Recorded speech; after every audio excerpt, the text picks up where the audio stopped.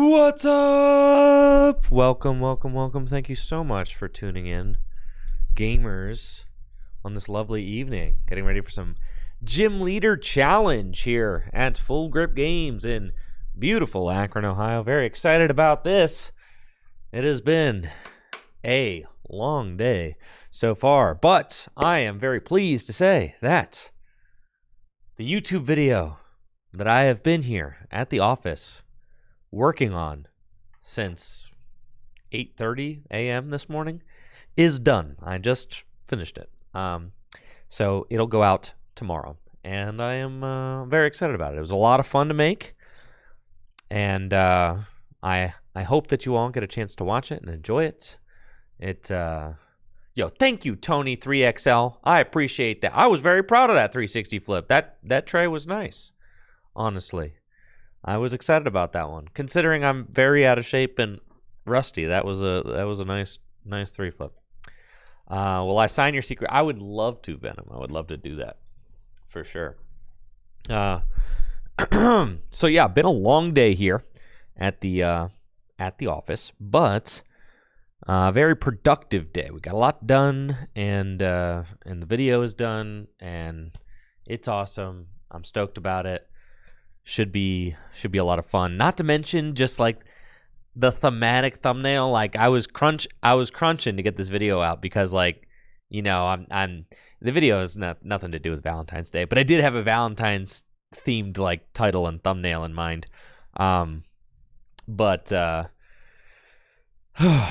I wanted to get it out by this weekend, and it is.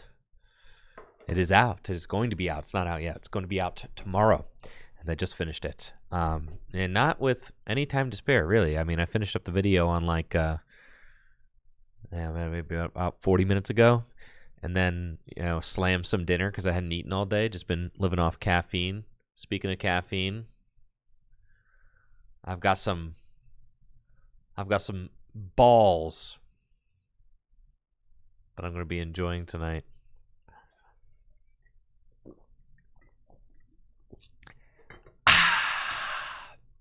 Man, there's some good balls. We got an exciting matchup here. Dylan, creator of the Dwixty,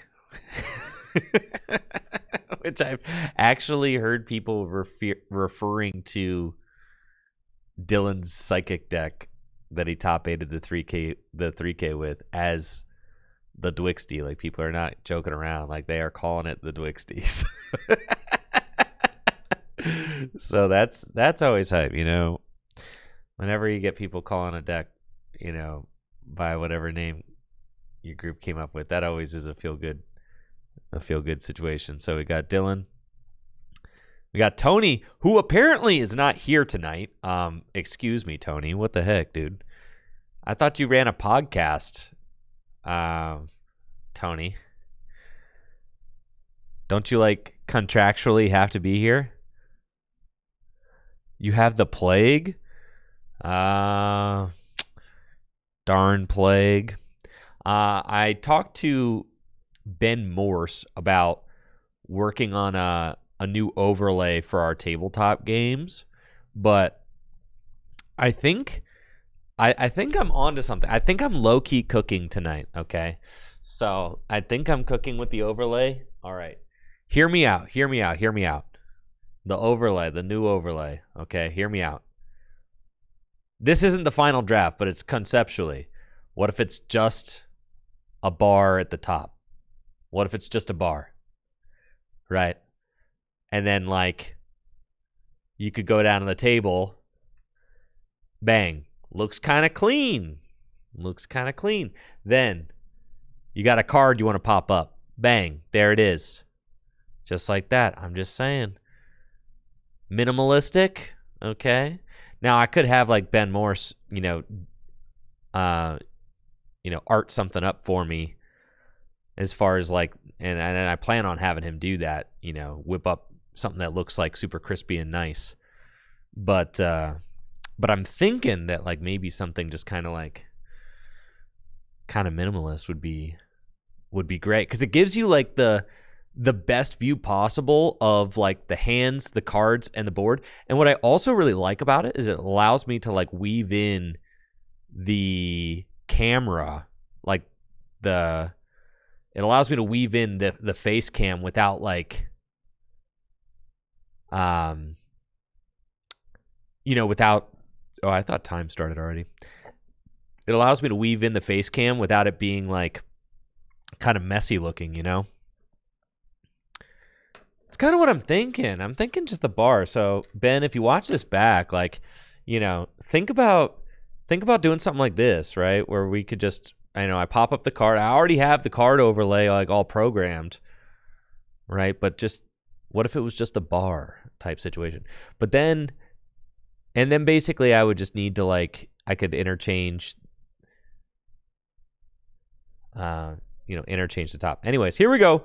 Round number 1 is underway. We have got Dylan Ryan on the left versus JD DiMatteo on the right. Will there be a prize cam? No, I can't do the prize cam, guys. It's like, listen, there are not a million people watching this. I don't have that budget right now, okay? It's just, that's a lot. You're asking a lot. I know it looks great, but I don't have the budget currently for a prize cam situation. Not to mention, I feel like doing a prize cam, you kind of like need a team to run it. Like as far as being the sole commentator, producer, and all of that, it's just like every other little thing that you add on to the production needs to be, it's like another thing that needs taken care of. Does that make sense? And I'm just saying, it's like a lot. It's a lot to take care of, guys. It's just a lot to take care of, all right? So I'm not worrying currently about the prize cam. Like, for instance, I can tell my remote control camera. Like right now, I'm supposed to be trying to commentate, but my PTZ camera right now is a little hot, right? Can't you tell? It's slightly overexposed. It's slightly overexposed. So I would like to fix that. So I'm going to go fix that right now. But, focusing and trying. This is a dragon mirror? What the heck, dude? We've got Dargons, Tatsugiri, dual Tatsugiri opening. Both players, both JD and Dylan playing dragon right now. That's pretty exciting. Gotta say, that's pretty cool. We don't get to see that all the time. So excited to see what these guys have cooked up for their dragon lists. All right, my brain is freezing right now, and I'm like not able to like. Yeah, I'm like I can't. I forget how to get to my PTZ camera. Like, I think it's that. Oh, here it is. Oh, I got it. Okay. I'm like, how the heck did I used to get to this thing? I'm like, I barely have to ever go here anymore and do like the settings for the PTZ camera. I really don't. So,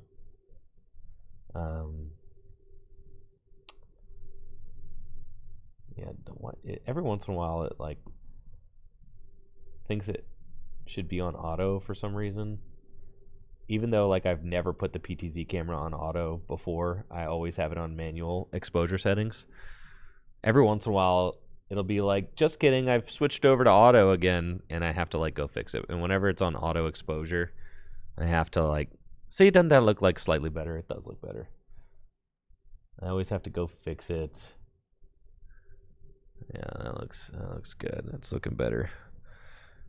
All right. I don't know why it does that. It's just another case of classic technology barely working. It's like got this camera. It works, but like, barely. And, I got these applications. They work barely, too. Everything kind of barely works. It works enough, though.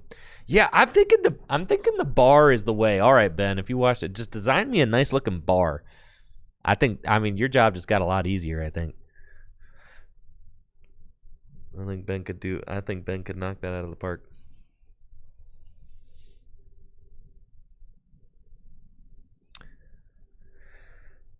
Yeah, because I'm really liking being able to weave in like the face cams and the bar doesn't look out of place if I weave in the face cams like that, right? No, it looks nice. I think the emphasis is really like on the cameras and stuff. Yeah, I heard that some producers of the Olympic Games are using like AI slop. I think I saw like some intro graphic using AI slop. It looks absolutely horrible. So now there's a lot of really cool new additions to the dragon archetype, and by a lot of cool new additions, I mean there are exactly 2, and one of which is already on the table, so that's pretty cool. Let's get into that. There is a Rayquaza from Ascended Heroes, folks. Brand new spanking new Rayquaza, folks. Raymond Ray. Good God. I just tried to download this card. I don't know where it even went to. My desktop at this point is too messy, but that's because I'm working on a project, okay? I'm busy. I'm working on a project, and whenever I download, it's like whenever I'm working on a project, I have to download a million video files, and many of them I'm not going to keep on my computer, though I've actually decided I should start keeping like pretty much every tournament I download, I should keep in a folder so I don't have to download them again. So I'm going to start doing that, which is going to require some amount of organization, and God, I'm just not organized, like back when you used to like say for like job interviews, you'd just be like, oh yeah, I'm like really organized and stuff. I was lying whenever I said that. Just not gonna. But like that's the thing, is like you can't just admit to not being organized though, right? Like you can't be like, yeah, I'm scatterbrained, I'm a total mess. Like you could never admit that. So you always have to just be like, oh yeah, I got my stuff together for sure. And then nobody really ever figures out how you actually work until it's too late and they're already working with you. Oh, I see we got Full Grip Games official in the chat says Dylan was showing me his deck. It's really cool. Yeah, so here's the new Rayquaza. We see the new Rayquaza over on Dylan's side of the board. And the new Rayquaza from Ascended Heroes has got the Breakthrough Assault attack. Nice little switch in with the damage buff. Holy cow, Dylan has got a lot going on over there. If he gets paralleled, I feel like that would be tough, but yeah, the Breakthrough Assault, that's a new low maintenance dragon attacker. It's also got the Dragon Claw attack, and Dragon Claw makes it so that Rayquaza is compatible with Dragonium Z. So it is another dragon target for the extremely cool Dragonium Z. Yes. It looks like Raging Bolt going to come in, pick off that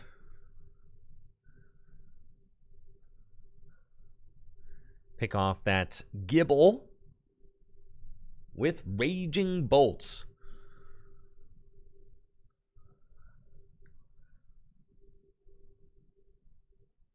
I know this may bother people. I see, yeah, Johan, I know. On my layout, I only have the cards pop up on one side, okay? Listen, I'm only a one-person producer. I don't, like, I guess I could program the overlay. I could duplicate everything and program the overlay and have twice as many buttons to also get scans to pop up on the right side. That is within my wheelhouse. I could absolutely do that. I could have scans pop up on either the left or the right side.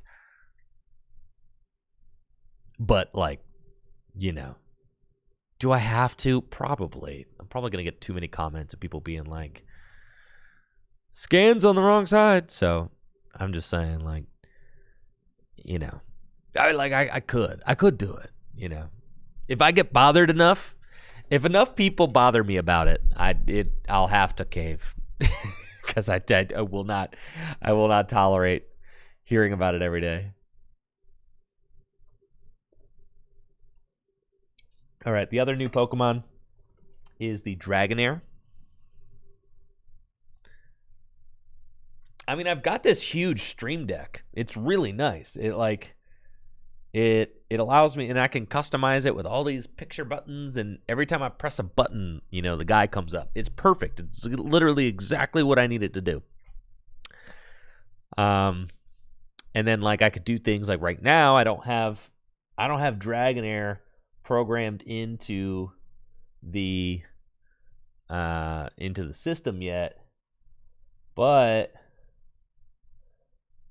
I do have like a wild card spot, so I just kind of like put it in the wild card spot, and then you know, kind of pull it up that way. So that allows me to download cards as I see them in real time, and then just pop them up, bang, right there.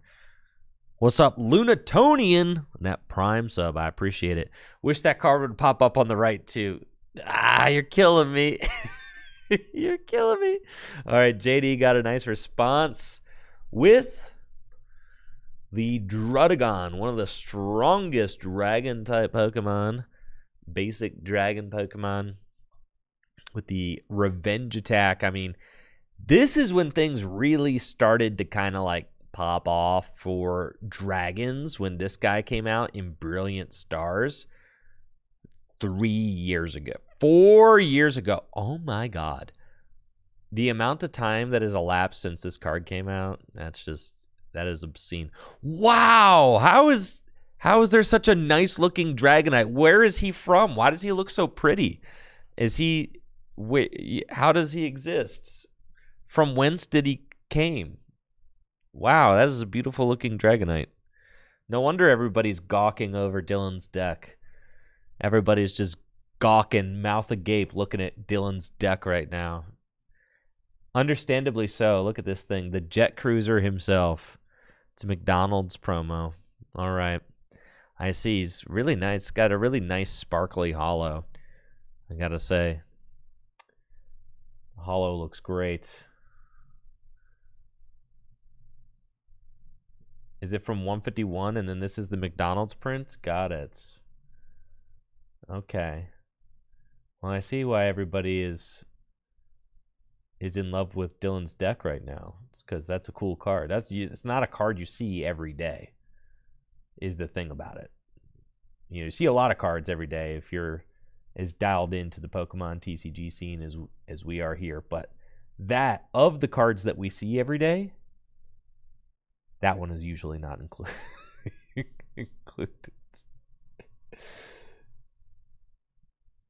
usually not included. All right.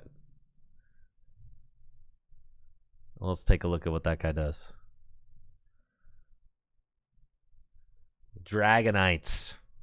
It's got the Jet Cruise ability. Your Pokemon in play have no retreat cost. Pretty cool. And then just Dragon Pulse straight up 180 for 2. You know what? That's pretty good. Considering that the Dragonair does its searchy thing, the evolutionary guidance, if you have an energy attached to it, right? It's pretty cool. And can just literally go get the Dragonite. I like that. And the Dragonite doesn't discard energy from itself. It just discards the top 2 cards of your deck. And like, whatever, dude. I mean, sure. So like this is pretty cool, right? It's pretty cool. Pretty cool. All right. I'm loving this. Yo, how did I never look at, I mean, because honestly, you just wouldn't play this Dragonite. You wouldn't play this Dragonite if the Dragonair wasn't there. But with the Dragonair there, like, sure, right? Like, because the Dragonair is good. Now, the problem with running the team-up Dragonite is that you don't ever really want to put an energy on it. So, like, the energy on the Dragonair is kind of like a waste if you're playing the team-up Dragonite. Though I really like the team-up Dragonite, right?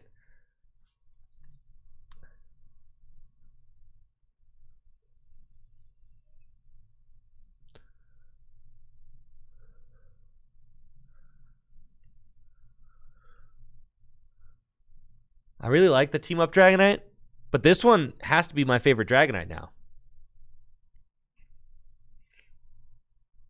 The ability is good. 180 hit points is good. No weakness, good. 180 for 2, that's good. That's pretty cool. Yeah. That's pretty hype. That's pretty hype. I'm into it. Yeah, with the Dragonair, it just makes a lot of sense to be playing it now.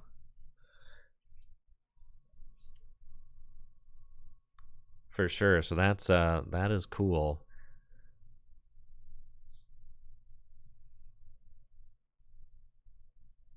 We got ourselves a pretty close game here. With Dylan, got 4 prizes left. JD hot on his tail though. And we coming in with Raging Bolt. Just pop for 130. Knock out the active with Dragon Headbutt. Tatsugiri going up with the U-turn board. We'll see what Dylan has got to respond. Milling 2 cards from your deck. Yeah, you know, there's got to be some downside. And that's just, at a certain point, it's kind of like what the dragons do. Well, at least like Garchomp also does it. I do think the Garchomp is just an insanely high power level card. I feel like, does Dylan really need to have the Dracloak in there? I guess you can play like the Dracloak because you could argue that like the Dragonair and the Gabite can just kind of go help set it up. But I would love to see Dylan's deck, you know, in action more, to see, you know, kind of how it operates.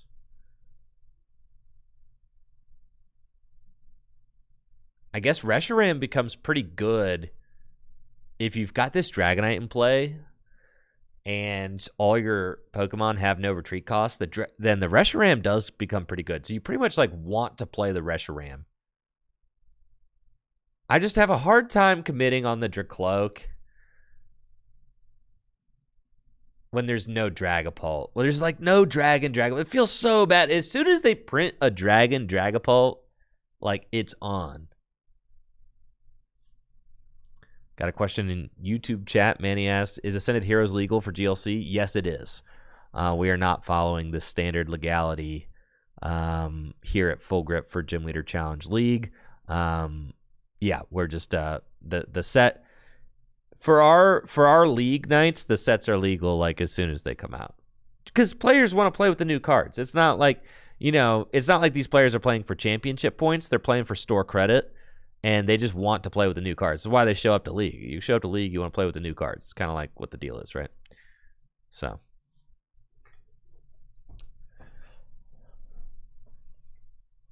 Yo, is Dragonite getting in there?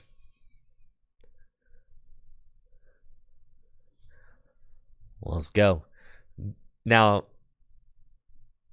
could be tough for JD to respond to this Dragonite.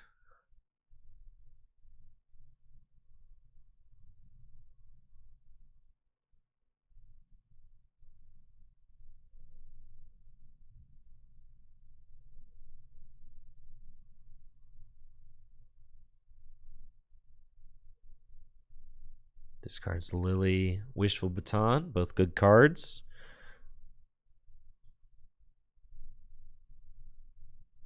I'll have to add this Dragonite to my overlay.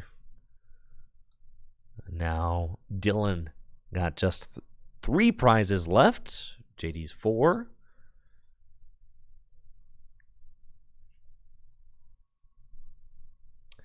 I did see Raihan in JD's hand. The Dragonium could be an option for getting rid of this thing. In classic Dragon fashion, neither of these players are really disrupting each other's hands. Like Dragon is not known for its hand disruption.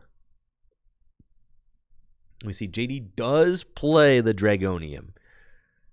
So with 3 energy, Dragonium would take this knockout. God, that feels so bad. You'd much rather do like Muscle Band with like a 160 attack. But the Dragonium Z. Yeah, you'd much rather do Muscle Band if Muscle Band is an option. But Destructive Drake GX. If you get 3 energy on a Pokemon with 3 basic energy on a Pokemon with Dragon Call or Dragon Claw. The Claw. Then you could do 240 damage, but you do have to discard all the basic energy from the Pokemon. So it is a very expensive attack. Usually you want to be like, I don't know, lost zoning a Wailord. Like, I feel like the Dragonium, it is a hard sell considering how expensive it is, right? To pay for. But the cost feels like worth it if there's a lost city. Like, if you're lost zoning a Wailord or something, if you're like lost zoning your opponent's ace, then the Dragonium feels worth it. All right, looks like it's going to be a rope turn for JD. We'll see what he decides to send up. Looks like it's going to be the Ray.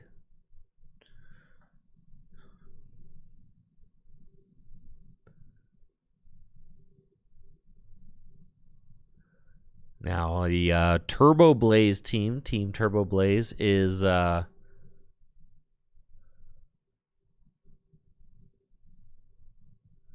Team Turbo Blaze is hosting right now a No Bans Gym Leader Challenge tournament. I have to say, oh, there's the Muscle Band. Okay, got it.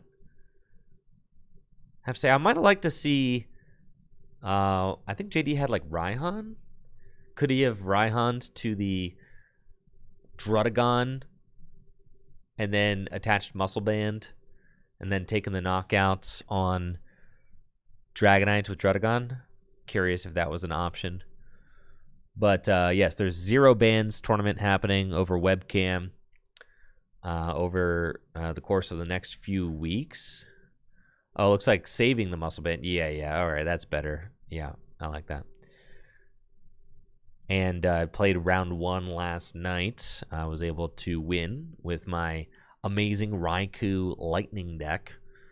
I have to say, the more I play without the bans, the more I am happy that the bans are, in fact, there. Surprise, I agree with my own bans. I do very much agree with them. Every game I play, I'm like, dude, this Duskull is so stupid. You know, the ability to get a turn 2 Dusknoir every game is like extremely obnoxious. The threat of, I mean, there's at least like 5 decks in the 0 bans GLC tournament that are trying to get a turn 1 Dusknoir donk, or like turn 1 multiple Dusclops donk by going like let loose Marshadow, you know, Unknown, Bicycle, Roller Skates, draw, blow up turn 1 Dusclops with the evolutionary, you know, the evolution thing, and then you like super rod it back in, get the Duskull back out, blow up something else. With like Wonder Patch, you could get a turn 1 Blacephalon going second. How do I determine bans for Gym Leader Challenge? From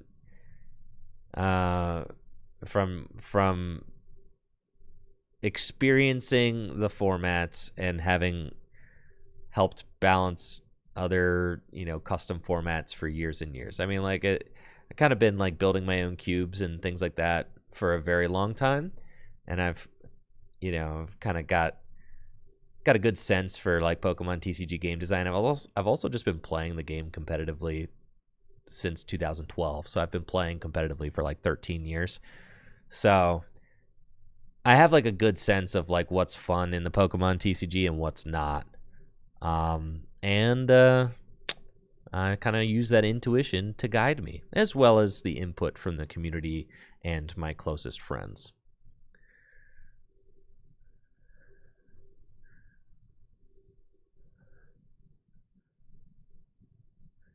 Lysander's Trump card is just the worst designed card in the history of the Pokemon TCG. So like, it's just not a card. It also like kind of flies in the face of the concept of Gym Leader Challenge, right? And the Pokemon TCG in general, for that matter. Like, shuffling your entire discard, having a basically a no cost card that shuffles your entire discard pile into your deck is just not Pokemon. So like, I just kind of agree with the Pokemon company's, decision that card sucks. And like should have never been printed. I just agree with their summation of their own card, because keep in mind that card only lived in standard. That card is the only card to have ever been banned out of standard format. The only card that the Pokemon company has straight up admitted was a mistake is Lysander's Trump card. It is the only card that has ever been banned out of standard. Ever. So, hysterical. It lasted. It was printed in Phantom Forces, and it made it through Primal Clash, and it made it to Roaring Skies 2 sets later and got banned.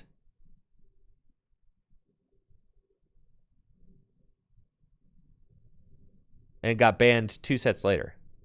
Yeah, so like 6 months later. It got banned after like the first. Miss Magius and Bryson and Bell Alba got a brief standard ban. Brave did what? Really? Did they?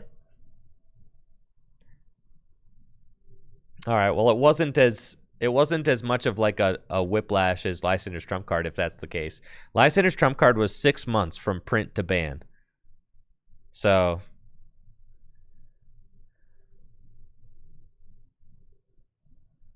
that's yeah, it just is a poorly designed card. So yeah. So no reason to ever really bring it back. It's not even really Pokemon. It doesn't feel like Pokemon.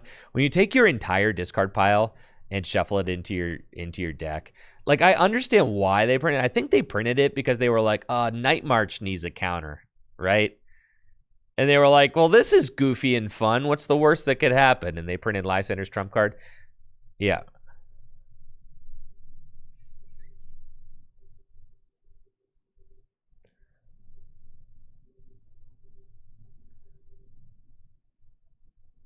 Yeah, that's what I'm saying, GLC TV. Yeah. And that's kind of was like, as soon as I realized how easy it was to draw through your entire deck in Gym Leader Challenge, that's when I realized that Lysander's Trump card also couldn't exist in Gym Leader Challenge. Because Lysander's Trump card was like kind of okay when you really were never really getting to the bottom of your deck. I think it was originally printed conceptually as a card to, like I said, counter Night March. Because keep in mind, Lysander's Trump card was printed in the same set as Night March. So like, and then they came out with Karen or whatever, right? And Karen is like the Night March counter that they should have printed, but instead they printed Lysander's Trump card and were like, let's have some fun, shall we? And it ended up not being fun. And then they undid it. But yeah, Karen is like the Night March counter that they should have had. Yes. They kind of corrected course with Karen, I would say.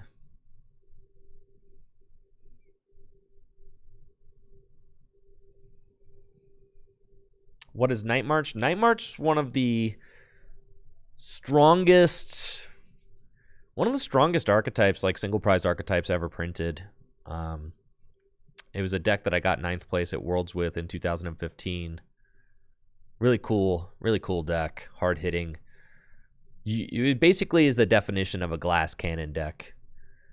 All the other gimmick decks that have been like kind of rehashed over the years that do more damage for the amount of guys you have in the discard pile, like your United Wings, your Lost March, your Mad Party, those are all basically cheap Night March knockoffs. And none of them were any good because Night March was very good. And so basically Pokemon has only printed like milk toast Night March ever since. They've printed Diet Night March. Like not even Diet Night March. They've printed like Faygo Night March ever since. Yeah. They've printed like Shasta Night March.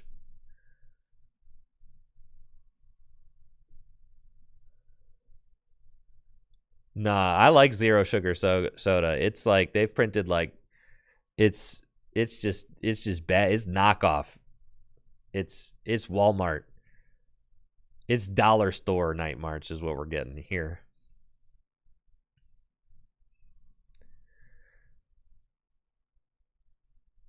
We actually got a very close game here, but it's been like a really good game for yapping.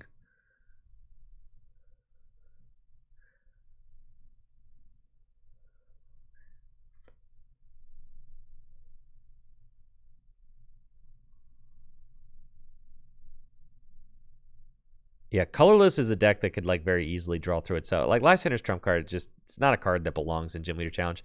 The game is so much better when you actually have to think about your resources rather than just being like, I've got a get out of jail free card. Not to mention like the whole concept, like skillfully like thinning your deck and doing things like that. Like if your opponent can just like undo all of like the deck thinning that you've done throughout your game, it's just so stupid. It's just stupid. It's just not good game design. So the Pokemon TCG is much better without it. All right, got Dylan down to 1 prize remaining. Got a really scary looking board. Yo, Dylan's deck looking kind of cracked. Can JD find sauce here? The hollows look really good under these lights. That's for sure. Maniacal Mugkip says, are Silver Border Championship deck cards legal to use? It depends on where you go. The official Gym Leader Challenge website run by myself advocates for those cards always being considered legal. Any official Pokemon print of a card should be considered legal for Gym Leader Challenge since it is a fun, more casual-oriented format. However, if you go to like sometimes if you go to like a regional event or something, you might get a judge who's feeling really, kind of really ambitious and might come over to you and be like, you can't play with those, or you might get a judge who's just like, hey, have fun, because that's what it's all about. And, that's awesome if you get that. But then you might also get folks who are just like really on a power trip and like want to tell you that you can't play with those cards. And like, it's like, cool, man, just like paid $15 to play in a side event. You're really going to come over here and like police what print of this card I have? Like, that's crazy.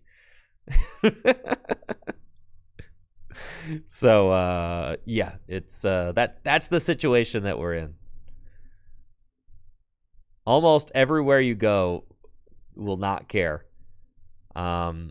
Except if you try to go play at a regional side event, they might jump down your throat about it. I don't know.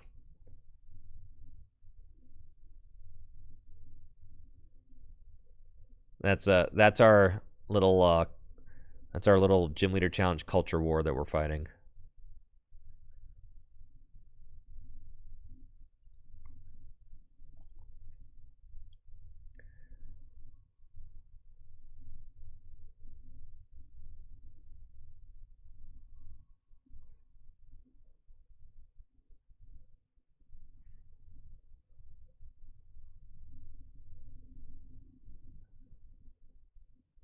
Like, it doesn't really matter if Lysander's trump card would be good or would be bad.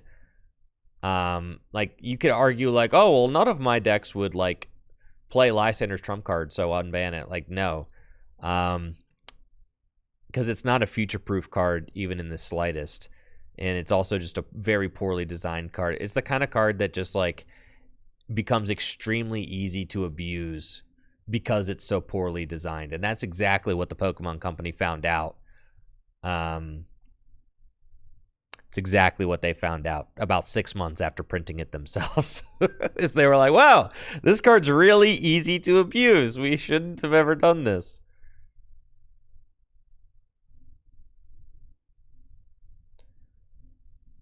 And Dylan has the energy for Dragon Claw. He's gonna do the Dragon Claw 4 game.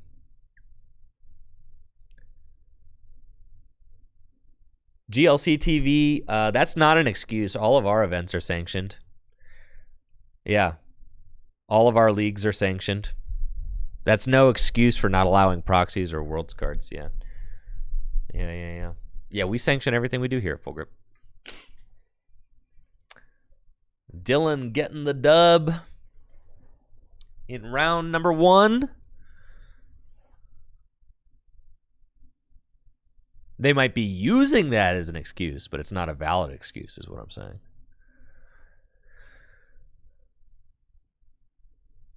They're just making up reasons.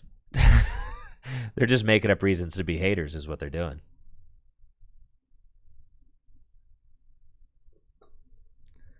Very cool dragon deck there. I had Tyler Price message me on Twitter saying that there was a 50-50 shot that he has a broken deck for tonight. 50-50 shot. What do you guys think? You think Tyler Price has got the broken deck? 50-50 shot? Broken deck Price? Broken deck Tyler? Has he got the sauce? Does he have the broken deck?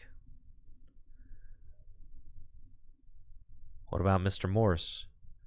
Does he have the broken deck?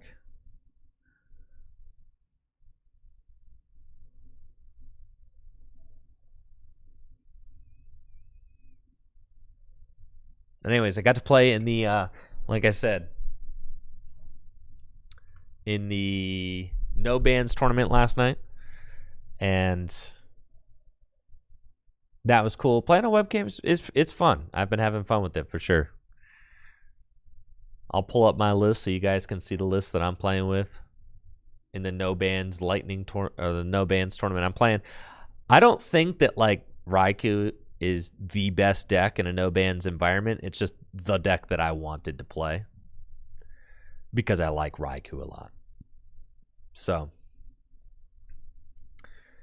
that's what I'm playing. All right, here we are. And take a look. This is a no bans, list. Amazing Raikou is not unbanned. None of these cards are unbanned. Nothing's getting unbanned, okay? I'm going to preface that. Don't start talking to me about unbans. It's not going to happen, okay? This is just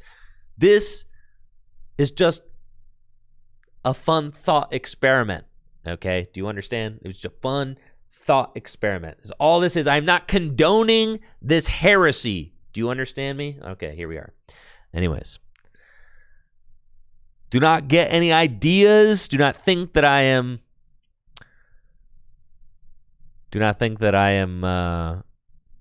softening my opinions or any of that. All right, so basically it's just Amazing Raikou with Magneton. Use Magneton to juice up the energy from your discard pile to your Pokemon, and you can pop that energy onto either Raikou with the Amazing Shot attack that does 120 the active, 120 the bench, or your Electivire.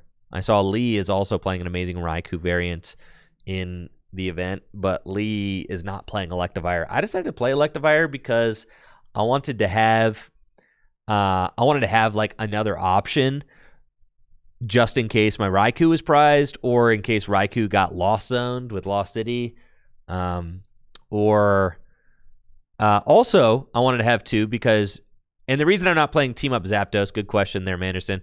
The reason I'm not playing Team Up Zapdos is because you're trying to go turn 1 Joltik every game. So like every game you want to get turn 1 Joltik and you go Jolting Charge. The ideal start is you go turn 1 Jolting Charge and you Jolting Charge to a Grass and a Lightning to Raikou, and then you put a Grass and a Lightning on Electivire, and then basically that's all the energy you need for the rest of the game. You set up your Magneton, and you know the idea of the deck is to go turn 2 Raikou every game. You go turn 2 Raikou, and then if your opponent does manage to knock out Raikou, then you can recover the Raikou, overvolt, discharge, put the 3 energy back on the Raikou, and go again. So conceptually, you could go turn 2 Raikou, even if it gets knocked out. You can go turn 3 Raikou, and then even if it gets knocked out again, you could go Electivire and like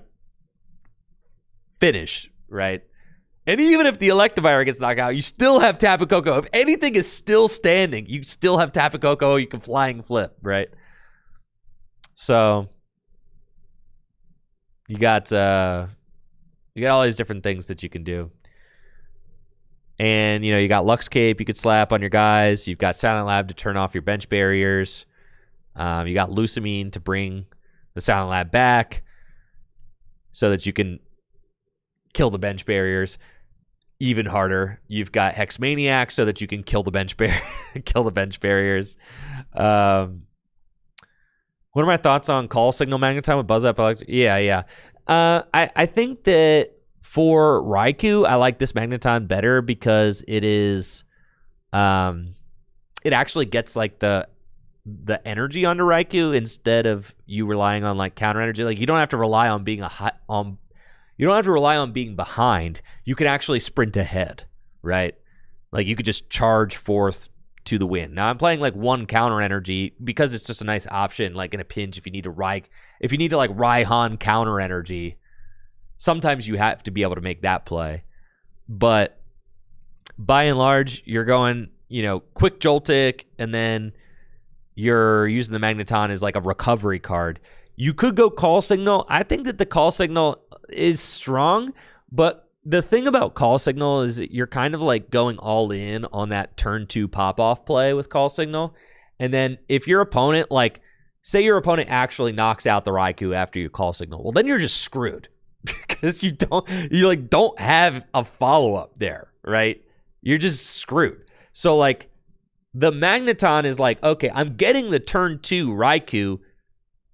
I don't need Call Signal to get a turn 2 Raikou. You could get the turn 2 Raikou dang near every game because of Joltik, right?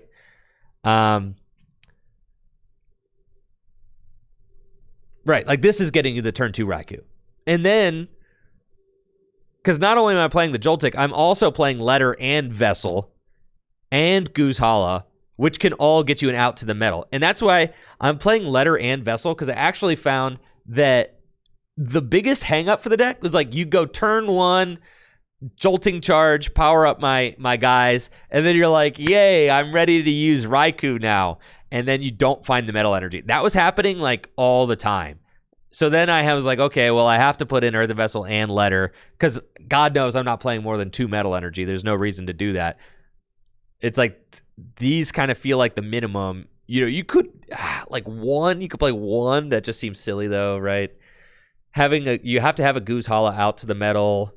So, like, you got to have 1 there.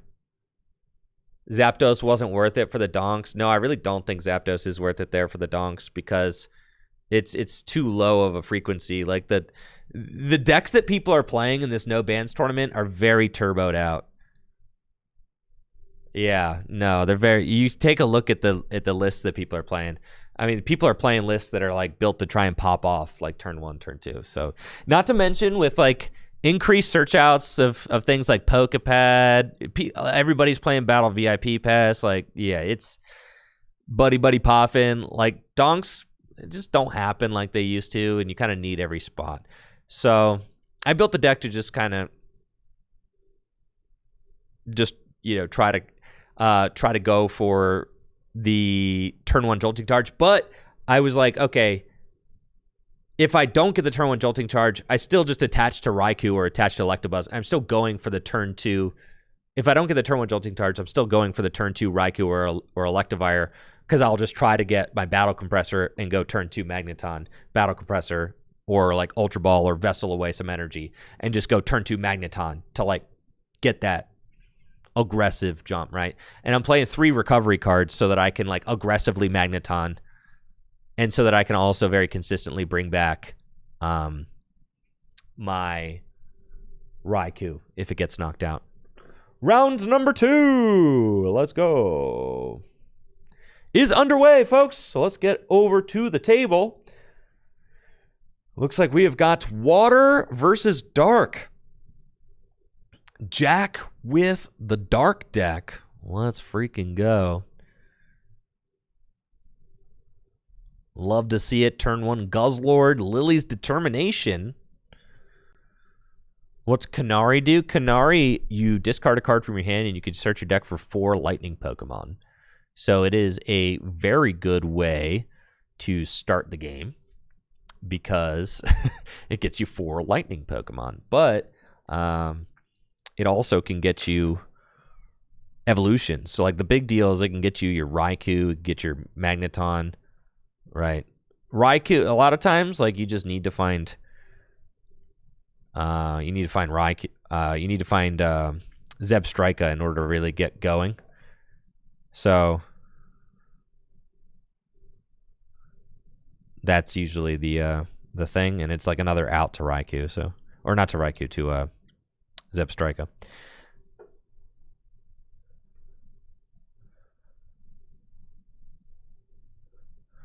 It's also just like, it's another consistency card that, like, if you have it in your opening hand, you're probably like, sweet, right? Like, it's just not bad. I was back and forth on it. Like, do you need to play Canary? No, but I'm like, I just want to have a very consistent deck, right?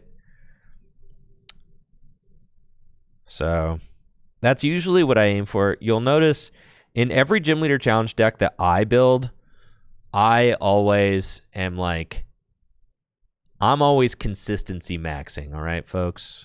That's my thing. I am usually a tick more consistent than like other lists that you're going to see.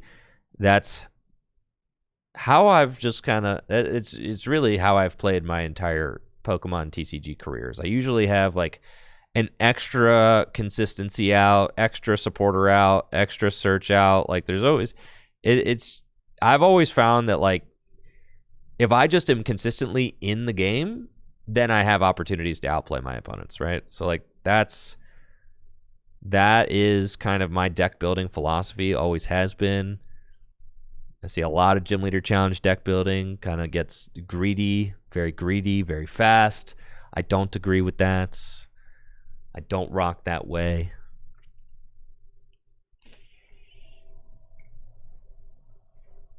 Yeah. Wow. Because look at this. Like, this is not what you want to be doing, right? You're at GLC League night.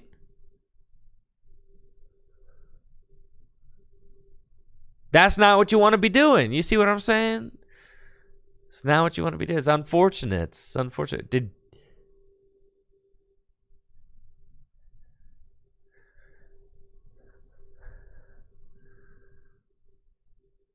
We'll see if these guys will play a fun game for us.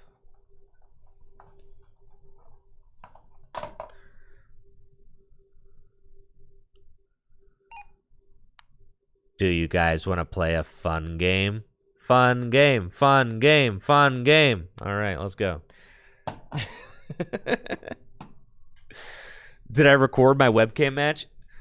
The webcam match is actually, it was recorded by the Turbo Blaze team, and it's on their YouTube channel if you want to watch it. I was unfamiliar with how they did things. I didn't realize that my audio was live, but I don't think that I said anything regrettable, so yeah. I did not realize. I thought they were going to be like commentating over it or something on their own mics. I didn't realize that my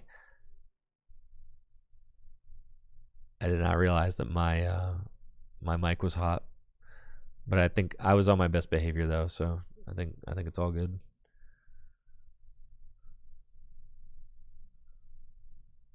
But you see, it's like that is the kind of thing that I really that irks me more than anything else.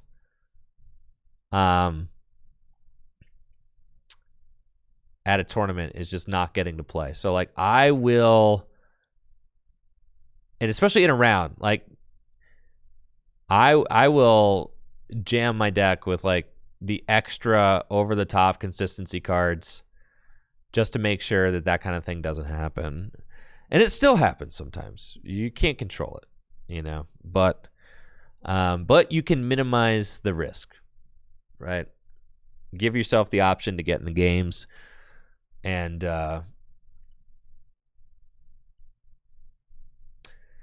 something I certainly have been looking at a lot, you know, my Gym Leader Challenge deck building lately is like how many like cards are there in the deck that like look really good in the opening hand.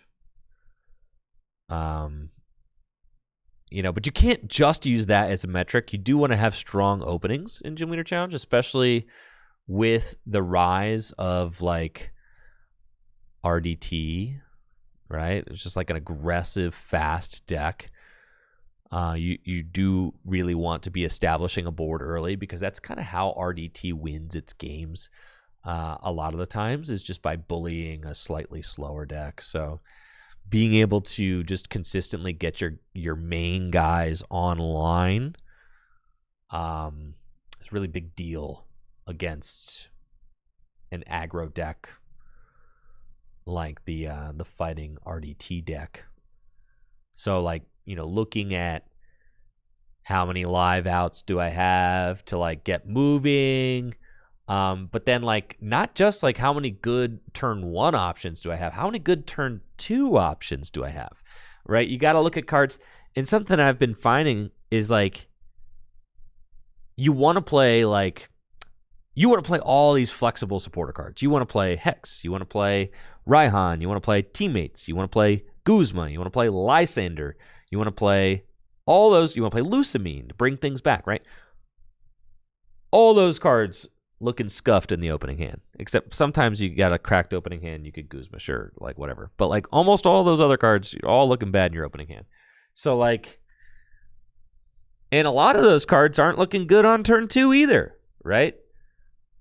So it's tough. In a lot of decks, it's like I'm finding it kind of coming down to like Raihan or Teammates, right? Now in some decks you can afford to play both, but in some decks you have to choose like, okay, it's going to be a Raihan or a Teammates angle. I can't really afford to play both of these. Because they're not live on turn 2. Like a lot of times you're just sitting there, right? So you have to have a certain amount of cards that are just like hand refreshers on turn 2, like an Iono or like a Lily's Determination or like a Marnie or something like that, right?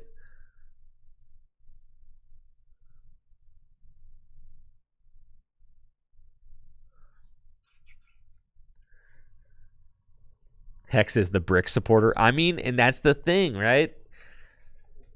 But it's so good. It's so good. Hex is so good. We see Jack is, you know, playing Cynthia. He's got Cynthia in his deck and Lily's Determination. And it looks like Jack is getting off to a much stronger start this game.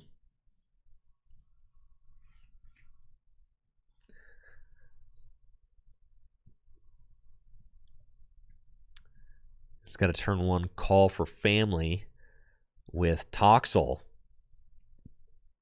He's got the new Pecharunt in there as well. If it gets knocked out, you get to search your deck for whatever card you want. It's pretty cool.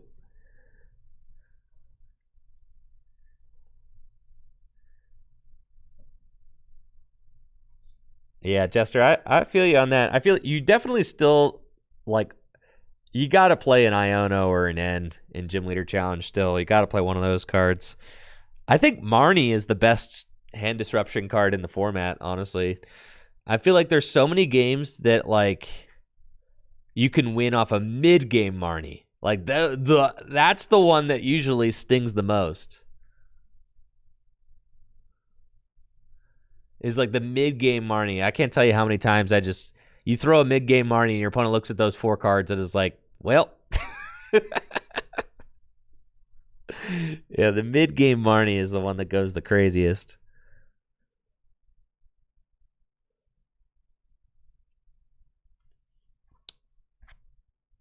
But then Iono. So in a lot of decks now, I find myself like cutting N because I want the draw power of Marnie and Iono, right?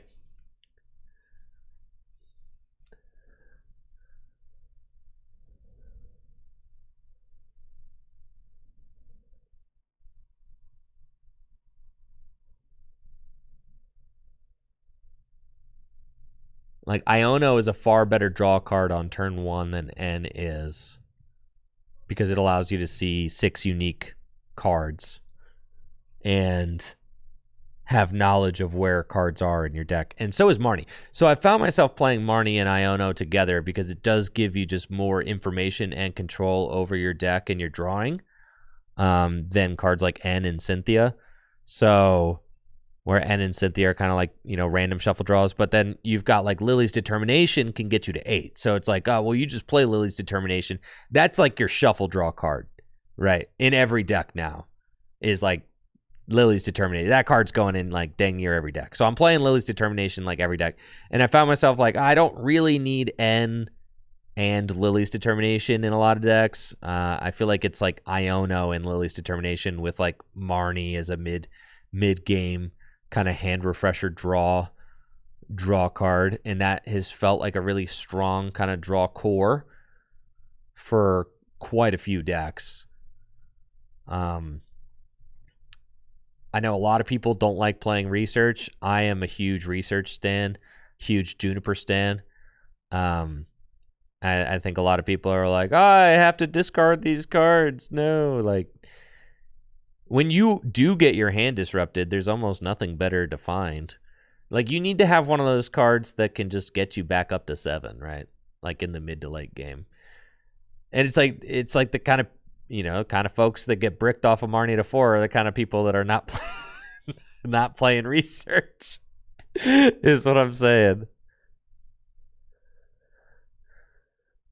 Yeah, kind of folks who get Marnie to 4 and just look at the hand and be like, dang. So no, I'm still big on Research for sure, and not to mention there's just so many decks that just play well, with things in the discard pile as well.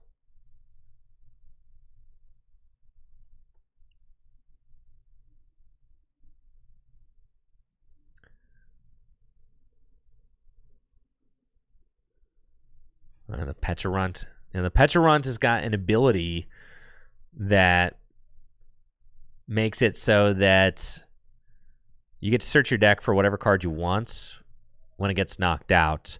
And then it's got an attack. Let's pull it up, shall we?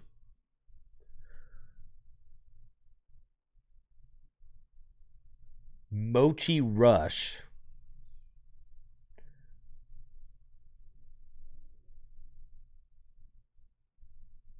Which does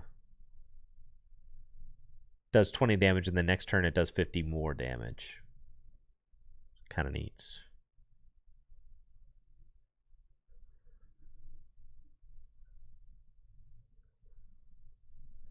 We've got 17 players tonight, so it is a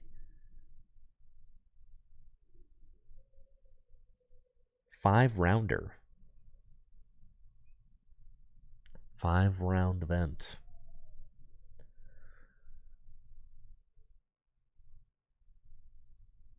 So all you GLC enthusiasts out there, plenty of Gym Leader Challenge games ahead.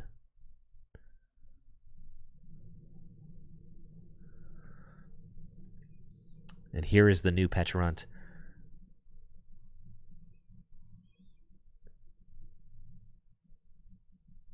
How did Jack get a 3rd energy on board? Wasn't that a 2nd turn? I have not been paying that close of attention. So If he double attached, he got one over on us. This is a fun game, so I'm really not.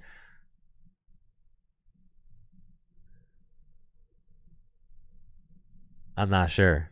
Did Jack double attach some point?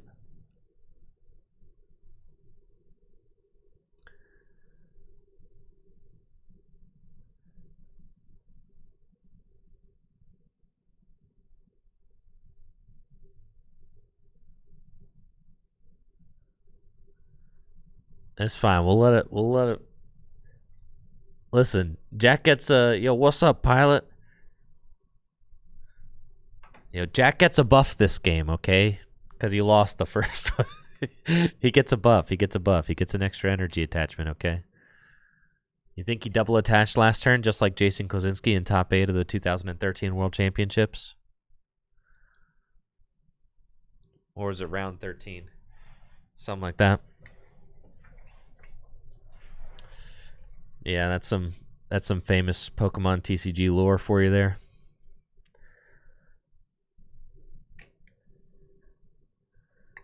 Yo, what's up, Piloteers? Thank you so much for the raid. 38 viewers. Appreciate it. Hopefully you're all having a wonderful night. Got a fun game going on here. Jack did lose the stream match at about 2 turns. So these two are playing a little friendly.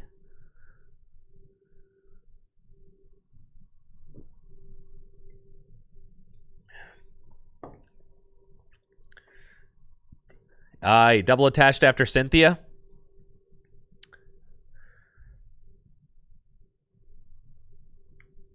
Which did he attach first?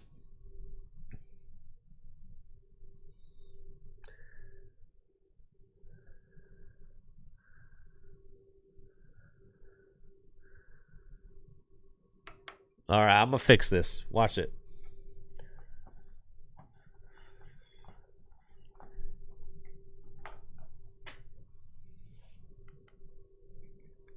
All right, here's the deal, folks. Here's the deal. All right, Jack, you double attached last turn.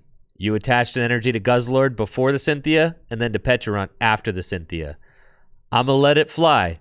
All you have to do is use your attachment this turn to the Pecharunt, and then take that 20 damage off, and then we're good.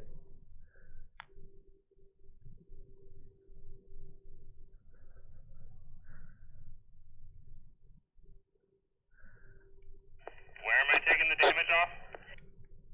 Basculin.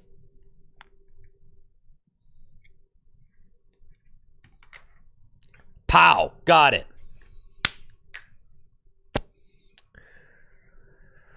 All right, so we fixed it. The Pecharunt is now this turn's energy attachment, and he didn't attack last turn. Fixed. Solved. Got it. Thanks for the research, Drax. Appreciate that. And Stexon. Oh, but now the Spirit Tube's got an energy. Listen, guys, whatever. I ain't doing all that. We're going to let him have it.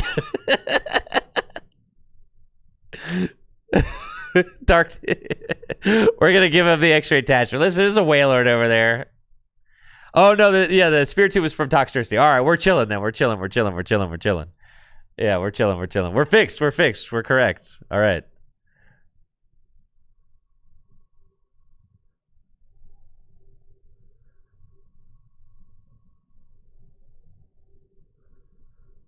We're at least close enough. Okay, we're close enough. We can play ball. It's been a long day here today, folks. I've been here since 8:30 in the morning working on my latest YouTube video. Clocked a solid 9 hours editing it. But it is done. I just need to put like the finishing touches on it, which I plan on doing tomorrow morning and releasing it tomorrow. So that is the game plan.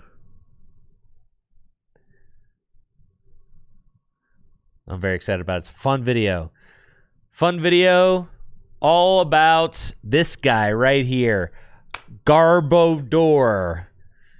The The video is going to be titled like "My Love Letter to Garbotoxin" or "A Love Letter to Garbotoxin" or something like that, or "A Love Letter to Garboter." I was thinking that I should call it "My Love Letter to Garbotoxin" and not just "My Love Letter to Garboter," because if I say Garboter, people will be like, well, which one? You know, or even like they might be like, oh, well, I've already seen, a video on Trashalanch or whatever. But I think specifying that it's about Garbotoxin, like kind of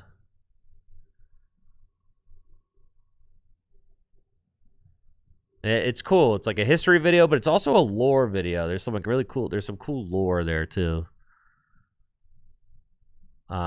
Just because, me and my testing group have had lots of escapades with Garboter.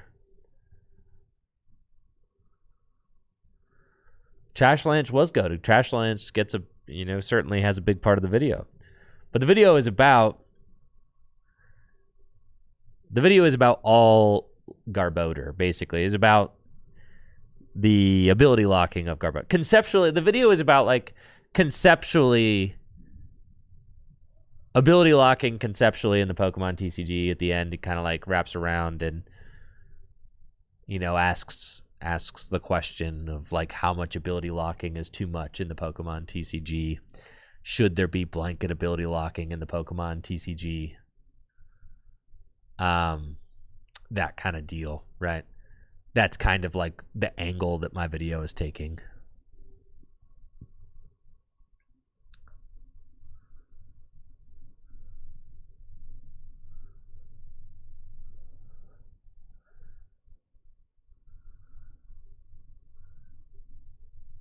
Personally, I mean, you're going to have to wait to hear my take for tomorrow. You're going to have to watch the video tomorrow to get my take. Going to have to watch my video. I would offer it up, but I offer it up in the video, and I just spent dang near 10 hours editing that thing, so you're going to have to watch. Is Garboter my favorite Pokemon? No. I just have I have fond memories of Garboter. I have fond experiences with Garboter.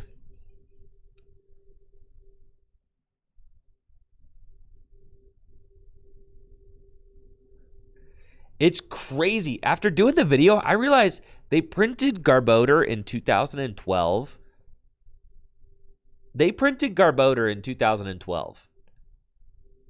And then Garboter was also in the deck that won the last expanded regional of all time. Garboter was also featured in that deck.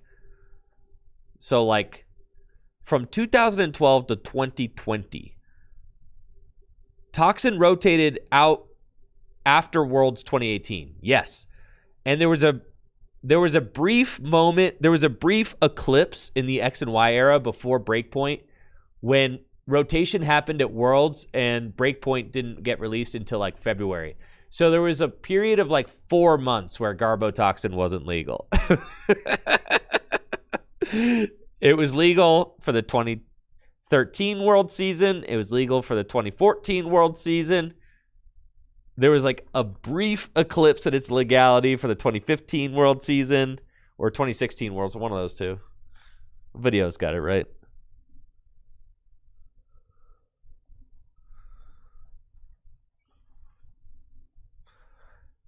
Legal for the 2017 season, and it was legal for the 2018 season.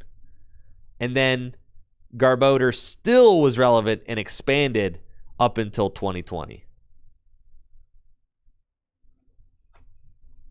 Craziness.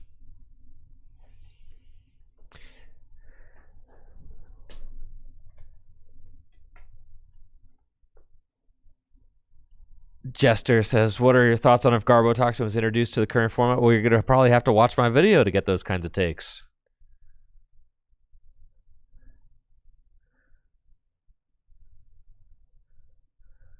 Yeah, so 2030, basically 5 years. It was dang near 5 years straight Yeah. But it was printed in Logan Adams. It was printed in 2012. So, yes, for the 2013 season, but it was actually printed in 2012.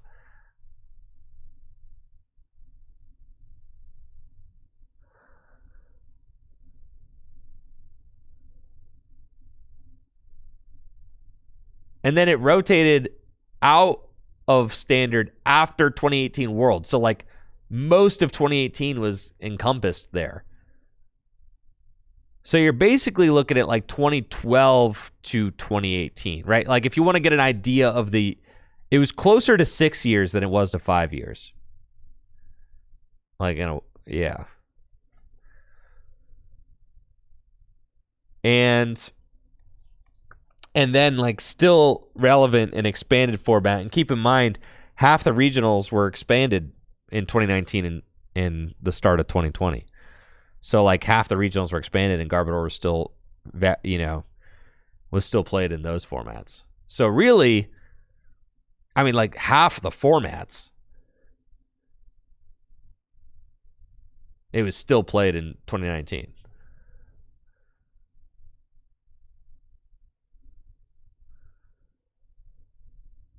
And was legal for like 7 years straight. Yeah, I mean, like research has been legal for like, yeah.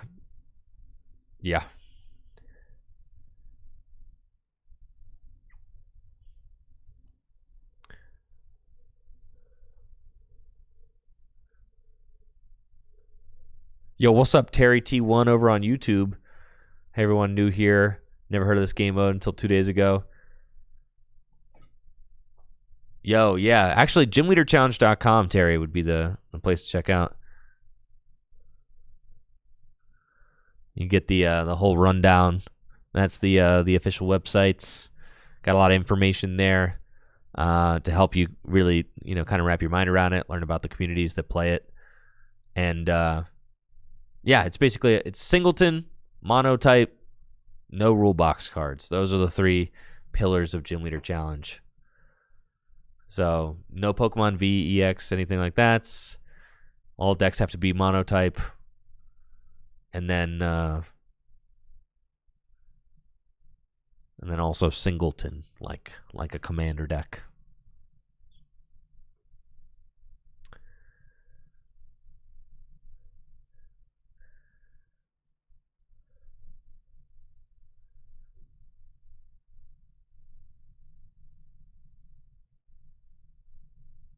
Discard draw 7. That has been an effect in the Pokemon TCG for a long time. It's just now rotating, isn't it? They'll bring it back though. They'll let it eclipse for like they can't help themselves with research. They can't help themselves. It'll be back. I give them 1 year. It'll be back. They cannot help themselves.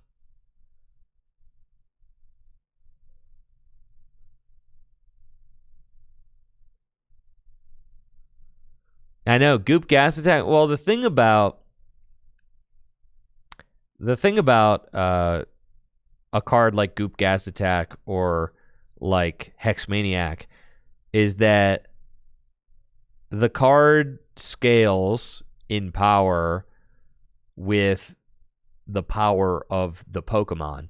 So Goop Gas Attack sucked because, I mean, you weren't even taking one-hit KOs anywhere. Like, each turn, the less turns that a format is, the less turns your average game is, the more impactful a card like Hex Maniac is, right? If games only last 4 turns and you have a supporter card that can turn off your opponent's abilities for 25% of that game, that's pretty insane, isn't it? But if a game lasts 20 turns and you have one card that turns off abilities for 1/20th of a game, that is not a very good card. Correct? Correct. Right. So it's not. I think, Noah, it's a little bit more nuanced than that. I don't think it's just about the abilities that you're turning off. It's about how how impactful losing that ability for a turn is. Right? Because I would actually say it has less to do with the power of the ability and more to do with the power of the attackers that you're powering up and how many prizes those attackers forfeit when they get knocked out. So Hex Maniac was, I would say, at the brink of its kind of reasonable power around the time that it was standard legal. It was fine. It was fine in standard format. Hex Maniac was a great card in standard format. I think that we hadn't gotten to the point where, like,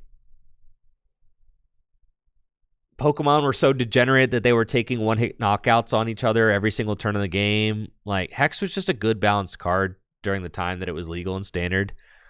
But the thing is now is that, like, the game is too degenerate now. That, like, Hex would be extremely broken in current standard, I think. You Noctowl, like, oh, I'm gonna Noctowl, Pidgeot, Hex. Like, dude, Unfair Stamp, Noctowl, Hex. Like, yeah, the game, it's too, the cards are too broken now, right?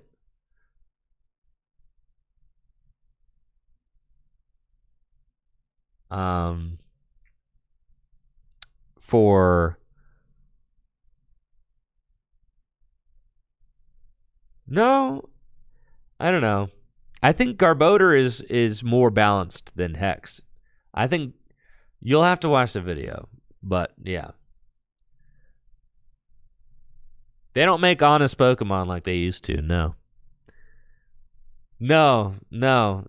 The cards are too strong. The Pokemon themselves are too powerful now. That is like, the Pokemon themselves, they do too much damage, they have too much HP.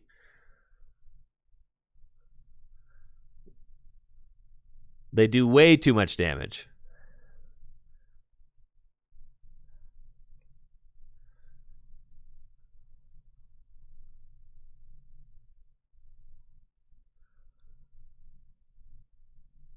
I think Hex would be fine in current standard if there weren't such obnoxious tutoring cards.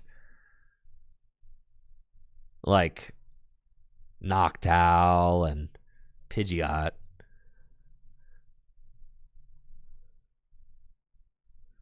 And I agree, Logan Adams, precisely, right? Like, and that's kind of what makes Garb the perfect ability locking formula, is that it has counterplay. You can always remove the tool and then play the ability on the same turn. So it actually introduces counterplay where Hex has no counterplay. Your opponent played Hex, you're just bodied. you just bodied. Your opponent played Hex, you're just like, cool, I guess I just suck. Whereas, like, Garb, you're like, I could be playing a card to deal with that Garb, but I don't have it, all right?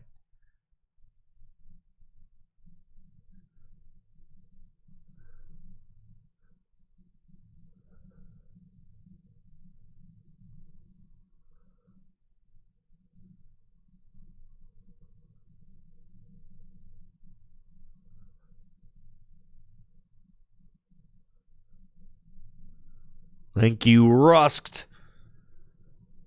for that sub in the 36 months, 3 years. Let's go. Appreciate you, Russ. Thank you for the supports. Yeah, GLC's freaking awesome. I had a great time playing my GLC games on webcam last night. It was a lot of fun. I really enjoyed it. I really enjoy the pace of the games. I really enjoy the sequencing. Holy cow. Look, Jack is like freaking cooking right now. What the heck, dude? That's it. Dang, dude. Freaking got him with the beast ring.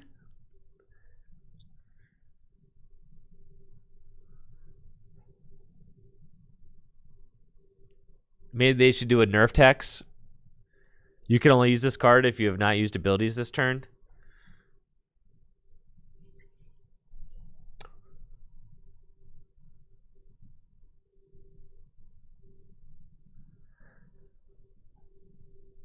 Yeah, well, I'm excited for you guys to watch the video tomorrow.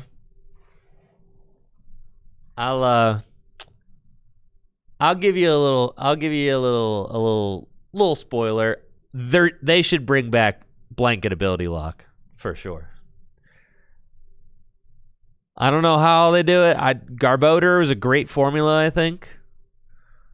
They should 100% bring back blanket ability lock. The cards they print these days suck. Iron Thorns sucks. Klefki sucks. Fluttermane suck. Freaking Gastrodon suck. It all sucks.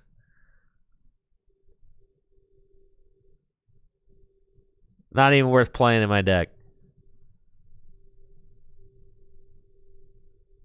All that stuff is garbage. Ting-Lu is an embarrassment.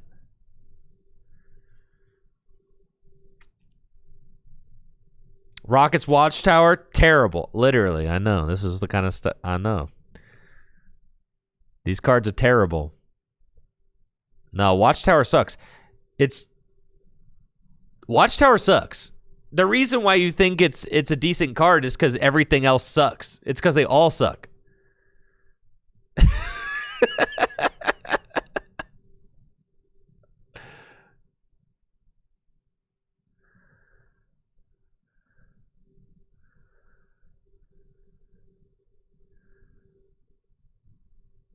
And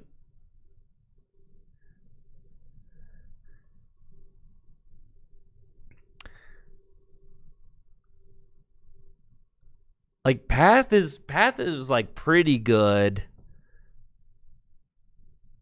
but it still didn't get everything. I think there should be cards that just get everything. I don't like the game design mechanic of like letting non-rule box Pokemon get off scot-free while letting the rule box Pokemon get bodied. Like they've been doing that. They've been doing too much of that lately, right? Because the non-rule box cards are freaking broken, dude. You've got like Klefki or Comfy was like Comfy flower selecting,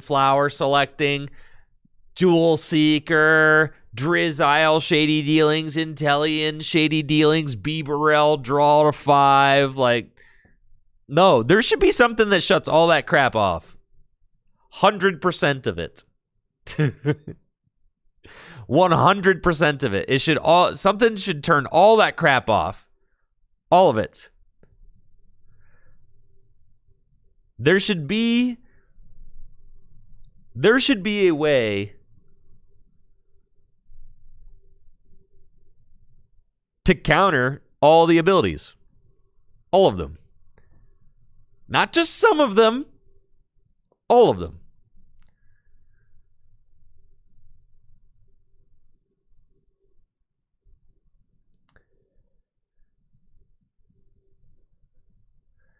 Logan Adams says, we need something that says stage 1s have no abilities. No, we need something that says there are no abilities. That's what we need. We need something that says, no, there are none abilities. None of them. Yeah, no Dracloak. I'm tired of Dracloak, bro. I'm tired of Dracloak. I'm tired of Pidgeot. I'm tired of Noctowl. I'm tired of all of it. I want it all to go. I'm tired of Pheasantipity. Watchtower, don't stop. Okay, so here's my main argument. My main argument is that when you have this situational ability lock, which is the way that like the game designers are going lately, they're like trying to treat it like it's 2006 all over again. They're like, it's like, look, you've got this card to counter this thing, and you've got this card to counter this thing. But the thing is that the decks and the abilities are all so broken now that you could just use your other abilities to find the counter to that thing, right? Like, oh, you have a Pokemon that stops me from drawing with my rule box Pokemon? Cool, I've got Lunatone and Solrock here in my Goldengo deck. I'll just use those guys to draw until I find the counter to whatever the heck you're doing here, right? You see what I'm saying? Like, even if you like pathed, even if you had Path to the Peak or Iron Thorns to stop my Goldengo deck, I still have Soul Rock Lunatone to draw, right? Even if you have a Path to the Peak, or if you have like Iron Thorns to stop my Charizard from using Infernal Rain, well, I don't care. I've got freaking Noctowl right here. Like, I'll Noctowl for the counter, and then like you're an idiot, right? Like, so what I'm saying is that there are too many ways around. There are too many ways around all of the different things that they've made, right? Like if you use Watchtower, sure, you use Watchtower to counter my Noctowl. Like I got Pheasantipity here. I got Tatsugiri. I got Pheasantipity. Like I'm gonna draw a bunch of cards. Oh, and there's the stadium. Haha, you're an idiot. And and then I'm back to doing my thing. It's just, it sucks. It just sucks. So, there's so many consistency cards that allow you to, so many consistency cards and consistency abilities that allow you to find the counters to whatever your opponent is using to try and counter you. And the Pokemon are all taking huge one-hit knockouts like every turn in the game. So every turn is extremely consequential. So yeah, the current ability locks just suck. It's not the same as it was back in 2006 when Pokemon were like 2-hit KOing each other. It's not you didn't have those like robust engines to go like search everything out.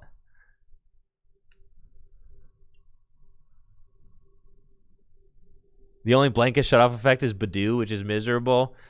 Badoo is actually very balanced and fine. The problem with the format isn't Badoo, it's Dusknoir. Badoo is fine. Dusknoir is toxic. Why is Dusknoir toxic? Because your opponent can slow the pace of the game down with Badoo if you haven't built your deck to deal with Badoo, right? Which a lot of people haven't, right?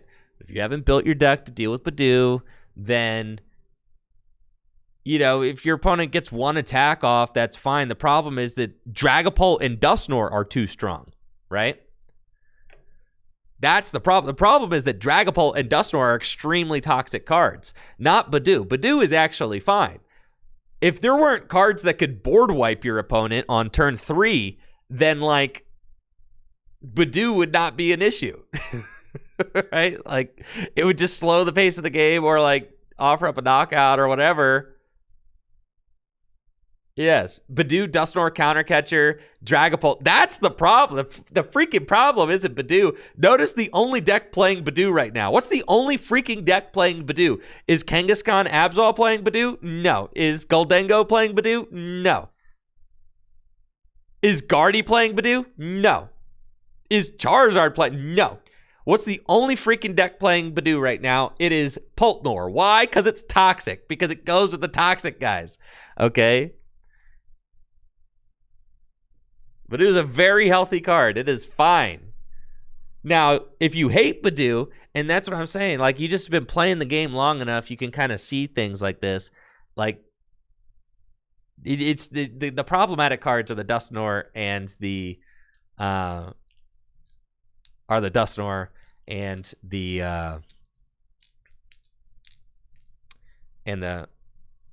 Dragapult. People saying there's too much bench hitting. There is too much bench hitting in Standard. They've been doing too much. The Pokemon trading card game has been designing too much bench hitting since Tag Bolt. Like, since Pikarom, there's been too much bench hitting, I think. Maybe. Or at least since Rapid Strike Urshifu VMAX. One of the two. Yo, what's up, Super Soaker? Thank you for the Prime sub. Appreciate it. Buzzwole GX? No, that is very fine. Buzzwole 3030 is fine. 3030, that's not a problem. It's the... Because Landorus EX was balanced too. Yeah, Landorus EX is cool. Guardy has Frillish. Yes, but even Frillish is more balanced because Frillish is still more balanced. Or Frillish is fine. And like, yes, they do the item lock, but it's not toxic. I don't think it's toxic when Guardy uses Frillish. What's the toxic part about Guardy? Is it Frillish or is it Monkey Dory? Which is the toxic part? What's the toxic part? Is it the Monkey Dory or is it the Frillish? It's the Monkey Dory. it's not the Frillish. Yes, they have that. It's the Monkey Dory is the toxic part.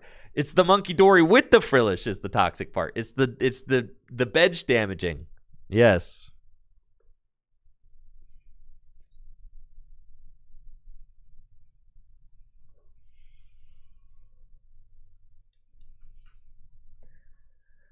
The board wipe style attacks combos have been pretty consistent since Tags Bolt. Tony says, that's what I'm saying. So, like, since Rapid Strike Urshifu was really, like, I mean, I played a lot of Pikarom, but yeah, Tag Bolt was a crazy attack. But then there was Ursh, right? And then there was Dragapult VMAX.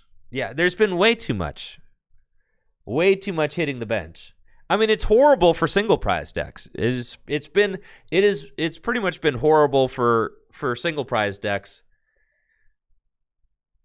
Like, for a long time. I mean, just for a long time. What the last real single prize deck that I felt like was legit was Baby Blacephalon, probably. Radiant Greninja was extremely toxic. That was an extremely toxic card for sure. Yeah. Radiant Greninja, extremely toxic. Radiant Charizard, extremely toxic. Oh, yeah, there's the whole Sableye Lost Box, 12 damage counters. Yup. You had the Kyogre that could, like, do... Yeah, dude, the game's been doing way too much bench damage for a long time now. Definitely.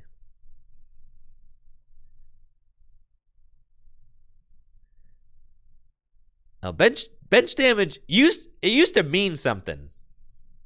Like, this card used to be good. Decidueye GX. Like, this card used to be good. Like, not that long ago. I mean, 2017. All right, is just a long time ago at this point. Dang, man, I'm freaking old, bro. That's like 9 years ago. All right, 9 years ago, this card was good, though.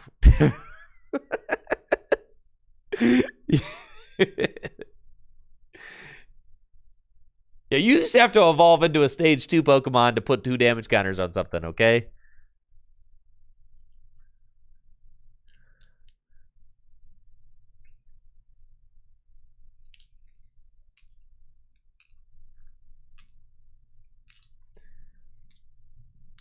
Now, Meowscarada has seen 0 play. Yeah, it's because it's terrible. Yeah. It's terrible in the, you know, with the way that they design the cards now. Basically. Yeah, Tony, that's honest blue collar spread. That's what I'm saying, dude. That's what I'm saying. It's honest. That's honest hard work. That's some honest hard work and spread damage right there. You used to do Decidueye GX. You used to do it with Tapu Koko.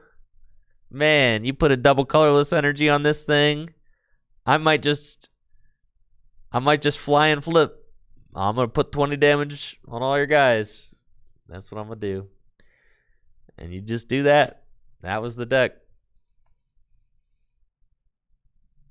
That was the deck right there. Man. And that's the thing is like I remember at like NAIC, right? I played Drampazork at NAIC 2017, like this year. I played Drampazork against the Decidueye spread decks, and that matchup was close. I mean, that was like a close matchup, and my guys weren't beefy. I mean, imagine a deck like this, right? Playing against... Imagine a deck like this playing against like a modern spread deck, right? Like your main attacker has 100 hit points your pre-evo has 60 hit points. Your other main attacker has 180 hit points. Like, you could never survive against a modern spread deck. You would get annihilated. Because, like, nowadays, the spread guy would be like, all right, I'm going to do, like, 200 of the active and 70 of the bench. It's like, the modern attacker would do, like, 270. Yeah, right? But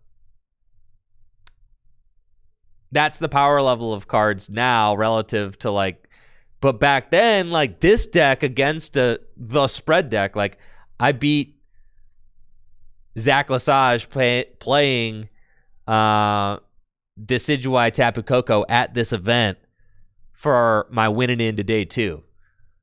Because, like, that was a close matchup. It was actually, like, it was a good set. They were close games. Like, it just, like,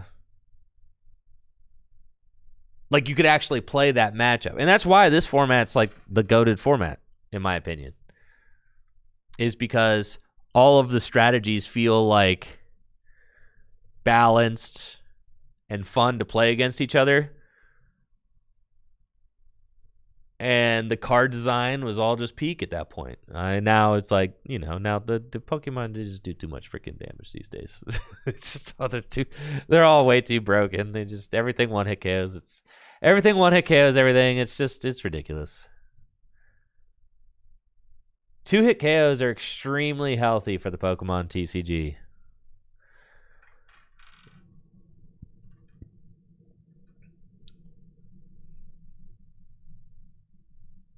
Yeah, guys should be 2-hit KOing each other.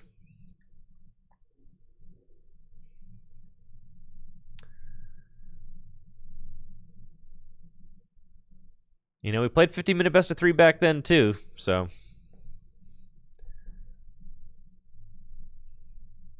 no excuse really.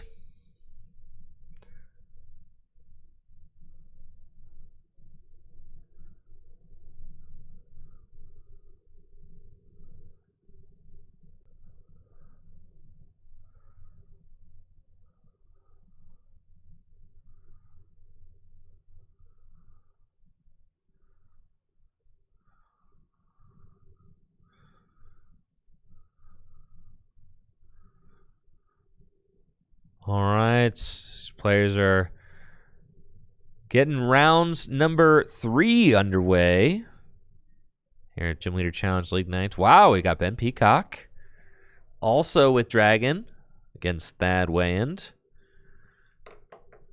with Psychic. Should be a good one. Let's freaking go. Both players are 2-0, 5-rounder this evening. Gotta love that gold trainer's mail. Looking nice. Let me get those match counters out of there.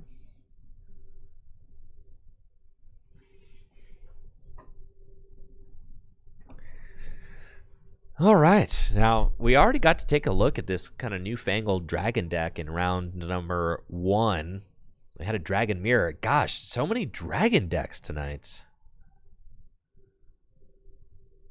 It's pretty cool. Obviously, dragon did get a nice little buff from Ascended Heroes. As we've got the new Dragonair and the new Rayquaza, which you see right here. Ben goes for off rip. He's got Rayquaza and Raging Bolt at the ready. On the bench, Dreepy in the active spots. Thad's got the big bad Iron Boulder, which is kind of the biggest, nastiest basic attacker in the Psychic card pool. 140 hit points, future Pokemon. The adjusted horn attack does 170 damage for 2, but you do have to hand match. That is like the one thing. And honestly, Iron Boulder has been a very fun card, in my opinion, to play around and with. Because there's like, there's a lot of thoughtful kind of gameplay and decisions that happen when like trying to avoid a hand match with your opponent, and then there's like obviously you need to make good decisions trying to hand match your opponent. So as far as like the big basic beat stick guys go, Iron Boulder is like definitely an interesting card. I am happy that the Pokemon Company is at least putting some sort of like crazy qualifications on these strong attacks, because they need to have them for sure. You think like how cooked would the format be if like Adjusted Horn had no additional text? It was just like 170. Golly. Sometimes it feels like that, because your opponent's just hand matching for like 4 turns straight, but like it's not that easy. I've definitely gone to 0 hands against an Iron Boulder and been like, you can match me, but you're gonna go to a 0 card. You're gonna go to a 0 card hand to do it, right?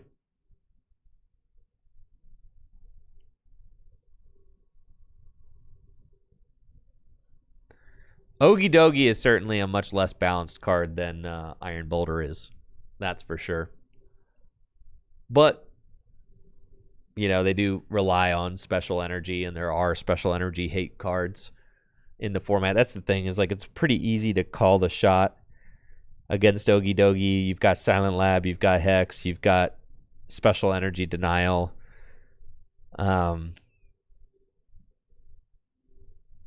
Yeah, I would say like Ogie Dogie currently kind of feels like how Snorlax felt back when like turn 2 Snorlax was really oppressive. It's a little bit like that. But even in some ways the Ogie Dogie is easier to deal with than that was.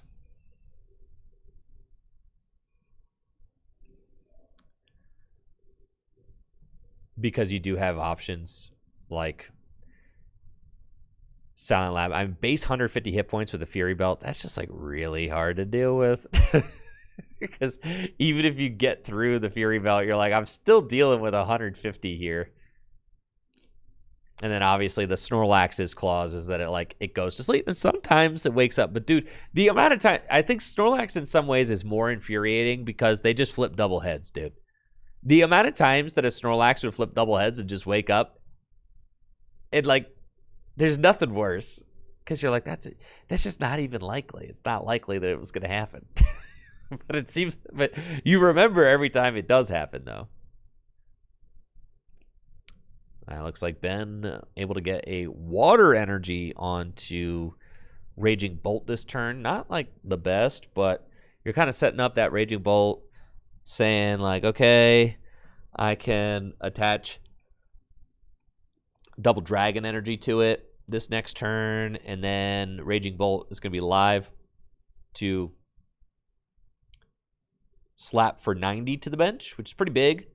Would allow you to knock out like a Kirlia if Thad's able to evolve into Kirlia, or like any support Pokemon. However, Thad does have Mr. Mime on the bench, and Mr. Mime is providing that bench barrier so that Ben will not be able to snipe with the Raging Bolt to the bench unless, well, and that's the thing, like if Thad plays Hex, then he turns off his own bench barrier, right? So it's like, okay, is that what you want to do, right?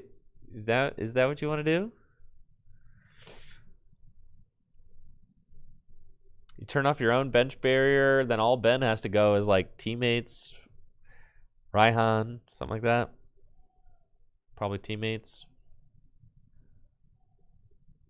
Yeah, it seems to me like, you know, Pokemon has got no problem printing a lot of really strong basic Pokemon these days. Obviously, we've seen Snorlax from Lost Origin. We've got the Ogie Dogie. We've got Iron Boulder. And the strong cards just keep coming. So, curious who we're going to get next. And Goose Hollow off the top. And that's exactly what I was saying, right? Like, all right, Ben could go Goose Hollow, get the double dragon energy. take a knockout. But it might be better to knock out the active. So I think that Ben should go Goose Hollow, Double Dragon Energy, Fighting Fury Belt. And knock out this boulder. If Double Dragon is in the deck. Is Double Dragon in the deck? Is it prized? Is it prized? Say it ain't so, Ben. No! You see him looking at the prize cards. He's like, no, it's over there. It's over there. No!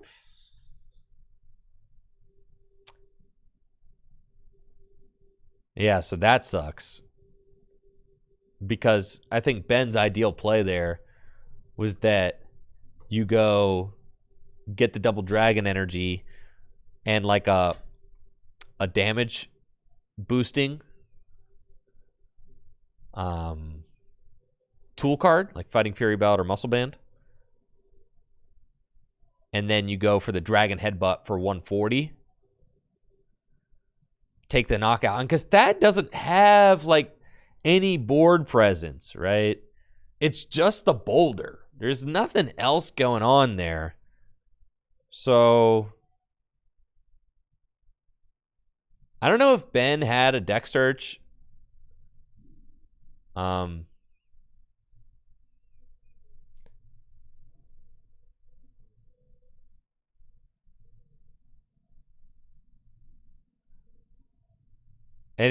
this is exactly what I was talking about, right? So like Ben's got nothing going on and is like, yeah, I'm going to go to 0 and pass, right? And this is exactly what I'm talking about. Like, at least Boulder does have this counterplay where you're like, listen. And I think Thad can't attack. Literally, he has to pass, right? So you do have this like kind of interesting, and this is why Boulder is an interesting card, right? Because now Ben gets that extra turn that he needed. He was able to buy a turn because he's like, you can't match a 0 card hand, I don't think. And he was right. Thad could not match a 0 card hand.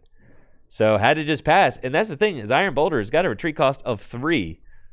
So it's not like that this card can pivot in and out of the active at will. It absolutely can't. Even if it's got a mystery energy on it, you're still not matching, or you're still not retreating for free, because mystery energy only decreases your retreat by 2. So you'd still have to retreat the mystery energy. Ben is able to retreat into Tatsugiri. Wasn't able to do that last turn because of the Hex Maniac. Now has an Iono.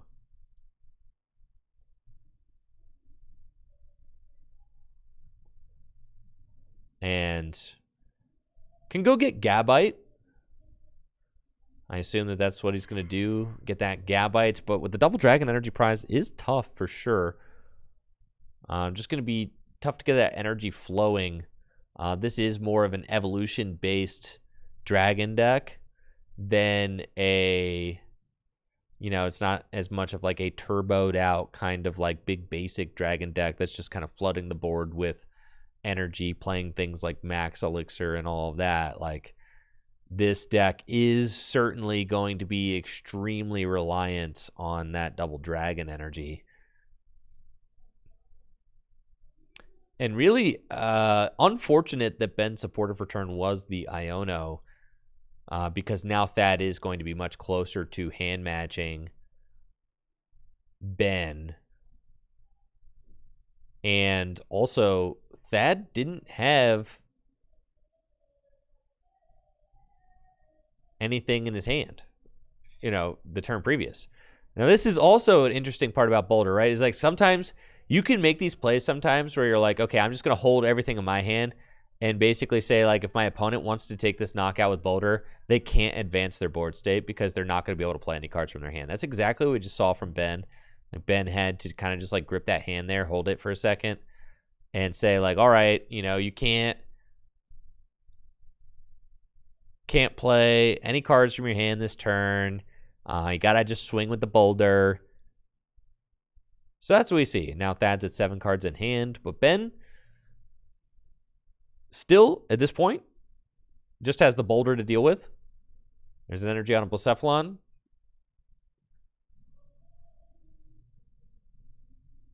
A Hexmania. Oh, this all feels so bad. Yeah, he's got 2 fire energy prize, so the turbo is not blazing, unfortunately. No energy attachment for turn. This is all just very terrible.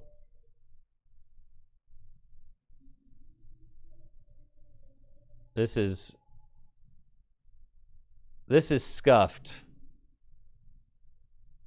If you're pulling for dragon in this one,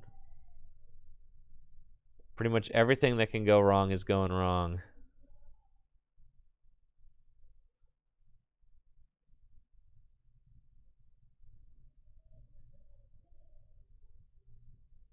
And not what you want to see.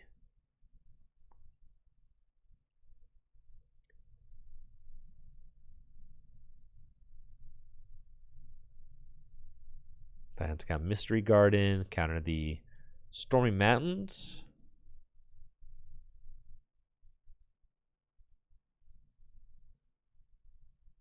Guzma, the Gabite. Ouch. Yeah, if there was like a hope to like at any point mount a comeback, you're hoping that maybe the invincible Garchomp will be able to get you there. Lightning energy, sure, like you can attack with Rayquaza, I guess. Could see the Dragonair come into play. We got a rare candy Dragonite potentially. All right, so we're skipping straight to Dragonites. Let's check them out. This Dragonite is very fun and full of whimsy. I am a big fan. What a fun and whimsical card to have in your deck. And there he is. Rare Candy Dragonites, Jet Cruise. All right. No retreat costs for your guys.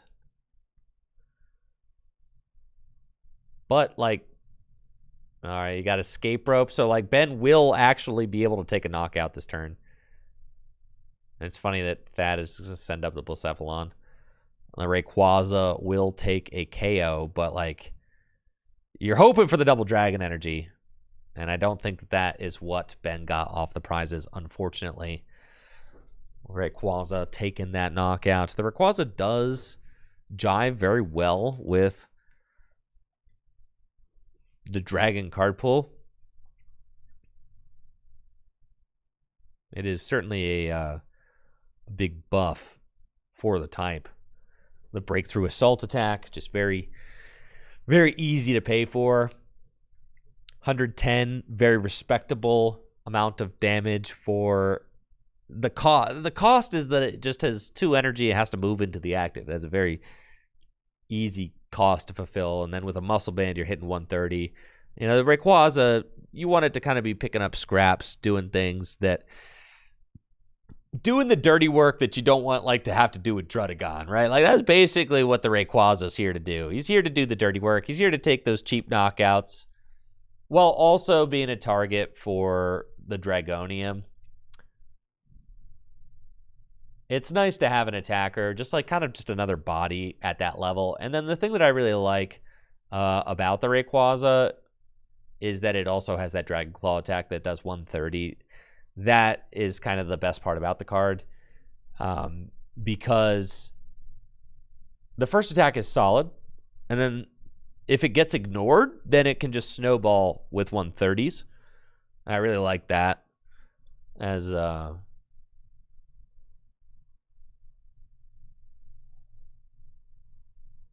I really like that as a follow-up. You know, as 130 is going to be hitting a lot of numbers. 140 with a Fury Belt. 150 with a Muscle Band. That's all good stuff. I got Battle Compressor. Just going to thin a few cards. Gets Giratina from Lost Thunder in the discard pile.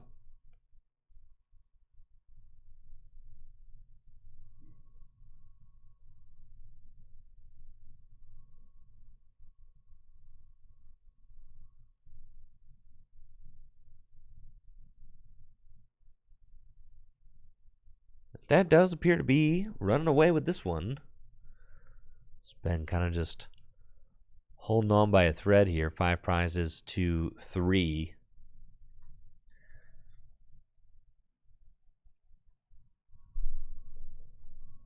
Got Giratina, Distortion Door. Place a couple damage counters. Got one going on to Reshiram, one going on to Dragonites.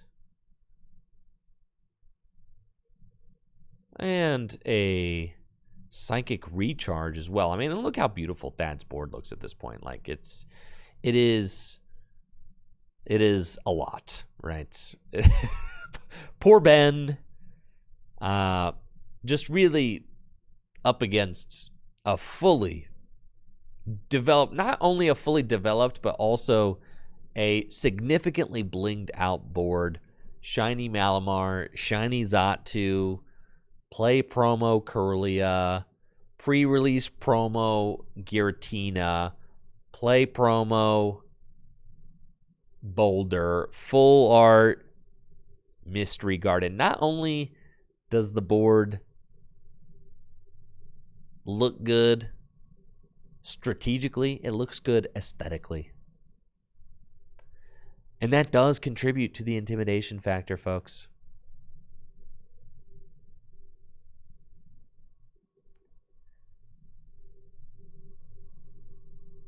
Gotta be feeling it.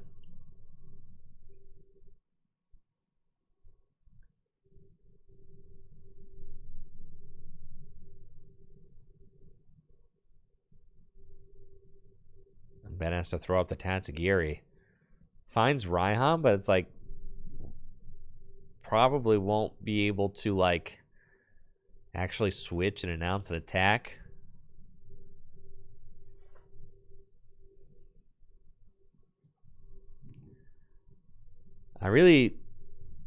I'm coping that one day TPCI will give us play promo expanded cards. That's my cope.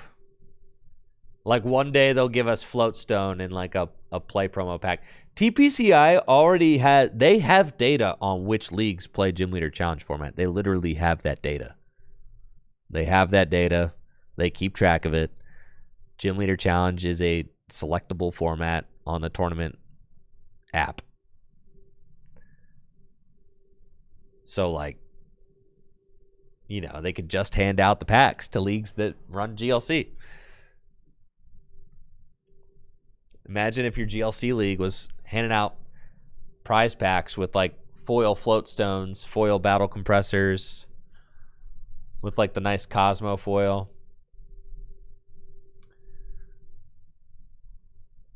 Bling Muscle Band, that would be high. The play promo Muscle Band would go crazy.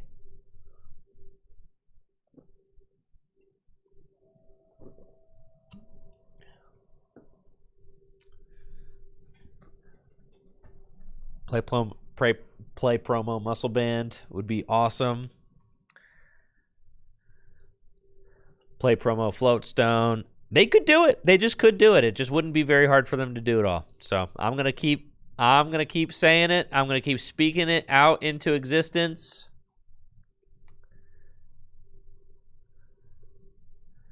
I'm gonna keep speaking it into existence until it comes into existence. You know, I'm part of the ambassador program. Maybe I should just put it in there. Just be like, hey,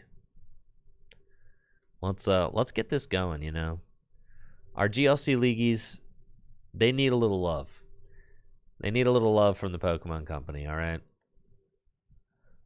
You guys, you got the standard prize packs, that's cool. Give the GLC players some GLC prize packs. I bet that would help drive interest. My community is asking for this, for sure. Promo Beach, Prize Pack Beach. That's what I'm saying. Prize Pack Beach. I'm saying they could do it. It wouldn't be hard. TPCI literally owns the factories that print the cards. They own the factories. It's not like you are going to, it's not like you have to deal with supply and demand because, like, all you have to do, the demand because you know exactly how many leagues run Gym Leader Challenge. You know exactly the number. You have the exact data on it. You know exactly how many you would need to print. And the craziest thing about it is that you don't need to create any new cards. You don't need to create any new templates. You don't need to create any new foil patterns. No, none of that. Just literally take the old artwork from the old cards. Don't tell me you can't do it. Japan freaking does it. Over in Japan, they print expanded staples every year as promos for their expanded players every year. They run one big expanded event at the Champions League Aichi, and they print expanded promos for their expanded players. So don't freaking tell me that you can't do it. TPCI could do it. They just don't feel like doing it. But they should do it. So yeah, I'm gonna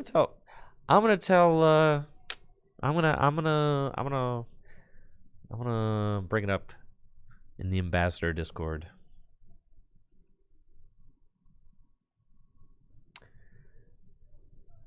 My children yearn for the play promo Goose Hala, for the play promo Roserade. It's true. How would they deal with the item tool errata? They should fix them. All right, that's the one templating thing that they should fix. They should retroactively fix Floatstone. They should go back and fix all the tools that are no longer items. No longer considered items. They should go back and fix that. And slowly imagine. And they should print them all in silver border too. All right. They should do that. They should print them all in silver border. All right, now my list of requests is starting to grow though.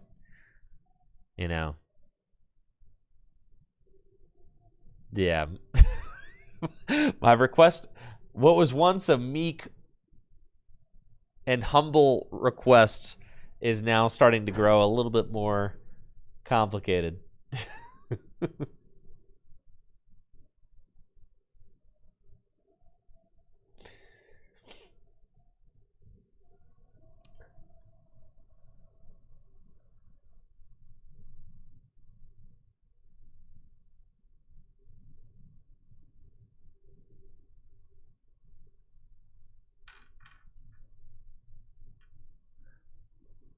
Well, the guy who runs the Ambassador Discord is a super cool dude, so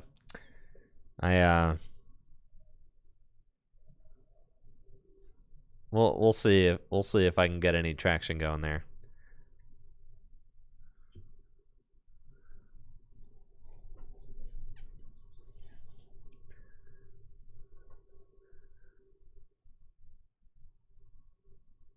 I know I do think that Pokemon should also start giving out stamped promos at regional championships. Is another big thing that it's crazy that they don't. You should get a promo. You should get a stamp promo for top 8ing regional. You should get a stamp promo for top 32 regional. You should get a stamp promo for, you guessed it, top 64 regional. Heck, I'll even you get a stamp promo for top 128. Screw it. You want a stamp promo for top 256? Let's go ahead and get it. Top 256. We got to draw the line somewhere. We ain't going to 512. I don't want nothing that says top 512 printed on a card, okay? 256, that's too much too. Top 128. Just a day 2 promo. No, because what does it say? Day 2 on it? I guess it would just have to be a promo that just only people that got to day 2 get. You got to figure, like, what's it look like, right? Yeah, nothing past 128s, I would say. No, they're not participation promos. They're not. And also, but even if they were participation promos, like, are we really hating on the concept of a participation promo? Do you know you have to pay $100 freaking to go to these things these days? Give me the promo. give me a promo. I paid $100 freaking bucks to go to your dang regional. Best you can do if I have to grind 9 sweaty rounds day 1, and freaking 5 sweaty rounds day 2, and I finish top 128, and all I get are some booster packs. Like, no, you better give me a. You know how much it costs TPCI to print cards? Do you know how much it costs TPCI to print promo cards? Do you know how much it costs them that? Zero, like pennies.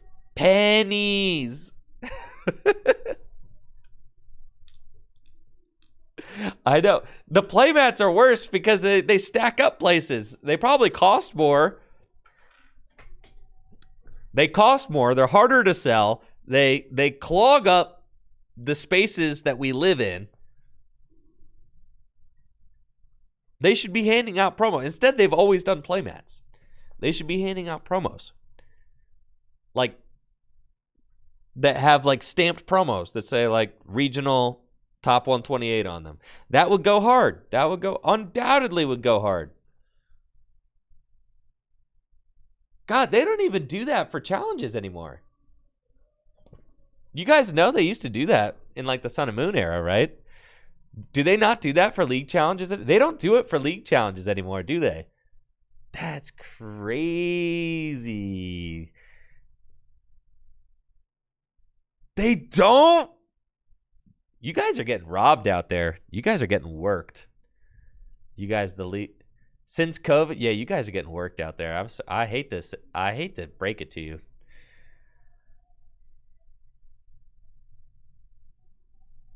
You guys are getting worked. Yeah, sorry. You pay more, you get less. You guys are getting worked out there.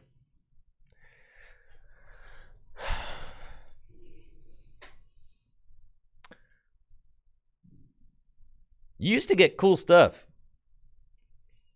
This was a battle road. Battle road, that's the equivalent of a league challenge in 2013. Battle roads were league challenges. You get a first place little thing like that. Cross-hatched. It's got a little Victini and a cup on it. Like, this is dope. This is dope. This is obviously, that is fire. It's called, yeah, it is called that. I know. That's the existence. That's the existence that we all live in right now. Wait. Why is this so beautiful? And why do I not know what it is? That's gorgeous. Anyways, literally, if you're the Pokemon company, you just make stuff up to give away. Just literally make stuff up. Be like, yeah, I don't know, this would be cool. And print it on a card and give it away.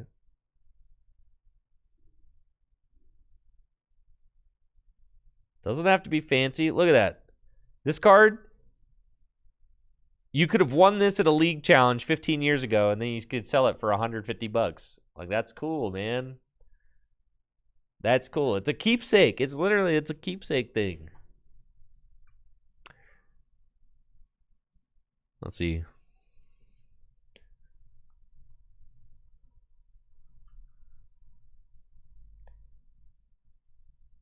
I mean, obviously they do it right for Worlds. You know, like, obviously. They, like, I got a top 32 World Championship, to 2023, I don't even know what they're called, Paradise Resort or something. 23 World Championship. My top 32 Worlds, I got one of these. Is it Paradise Resort? Yeah. Let's see, top 32. It's cool, you know? I got it in one of those, like, display things. Dang, bro. I could sell that for $1,000, but I might have to get rid of that. I'm joking. I'm no longer selling my crap. Not the crap that could mean something to me sentimentally.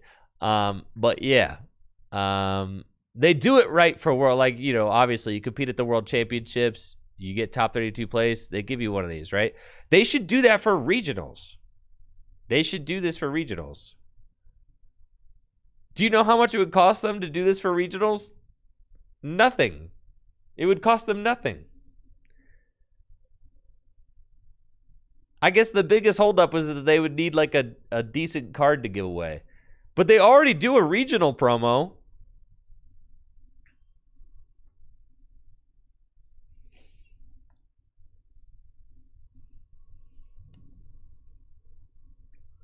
They already give you regional promos. Dang, these guys are cool.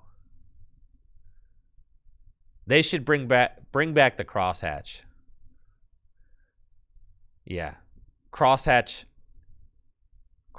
me my regional promos. I'm not going to lie. I get a promo with a hollow pattern that looks like this. Bulk. I hate it. It looks like crap. It looks like crap. I'm going to keep it. I'm keeping it 1,000 right now. I'm keeping it 100. 100 million. Yo, ripped a Lil B. Lil B got his album taken down. Let's see. I was trying to listen to Six Kiss the other day.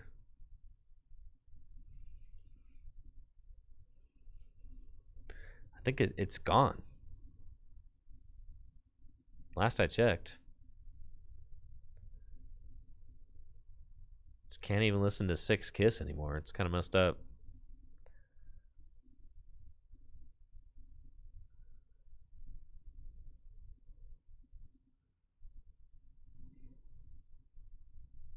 It's not on Apple Music anymore either. Favorite. Dude, he has one playlist. It's got 2,000 videos.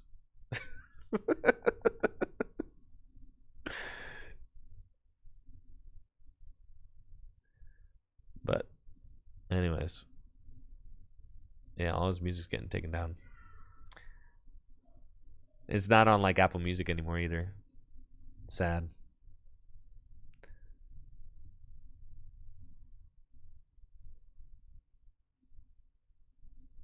Yeah, you know it, Reverse Hollow. You know it. You know it. So yeah, more promos. Let's do more promos. Get some more promos up in here. Cards, easiest. They're the easiest prize you can give out. Right? And they're the one that people want. It's the easiest prize to give out, and it's the best prize you can give out.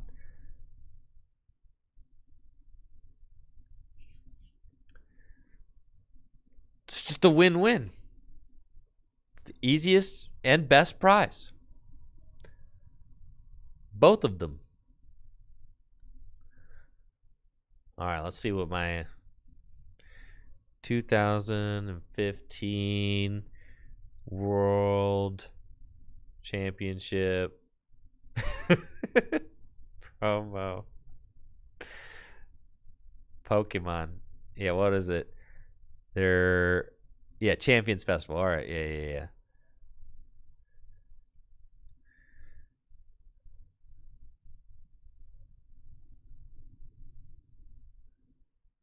All right.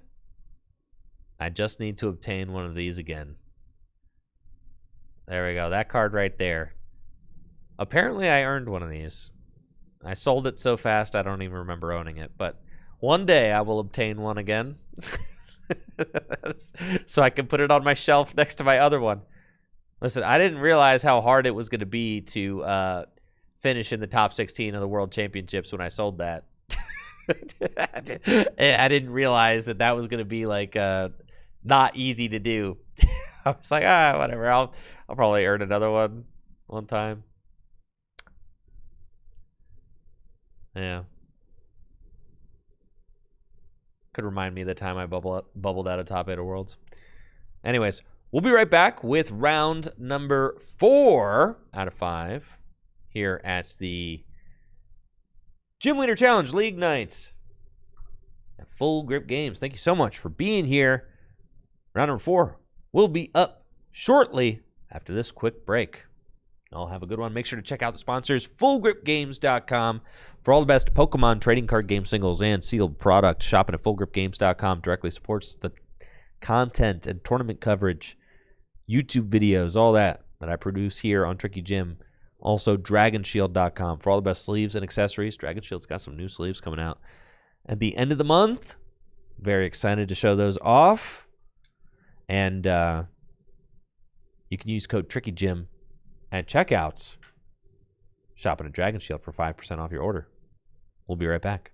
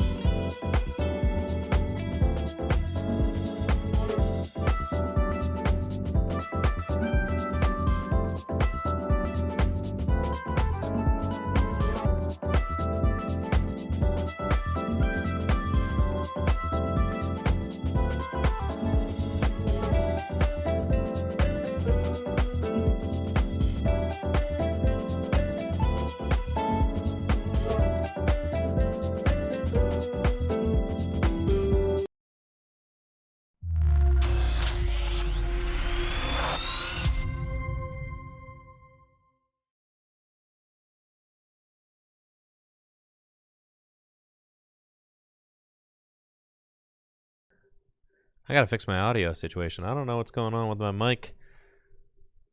OBS being silly, but anyways, we're back at it with round number 4. Let's go. We've got a couple of 2-1s jockeying for position, trying to get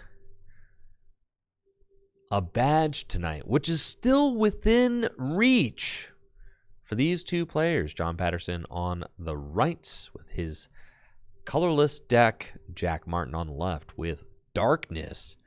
Pretty cool matchup, as these are not decks that we're going to be seeing every round. We did get to see Jack round 2, but he had a little bit of a tough go. John Patterson we saw last week with his colorless deck. Now, Jack did win his fun game against Vincent. And is now sitting at a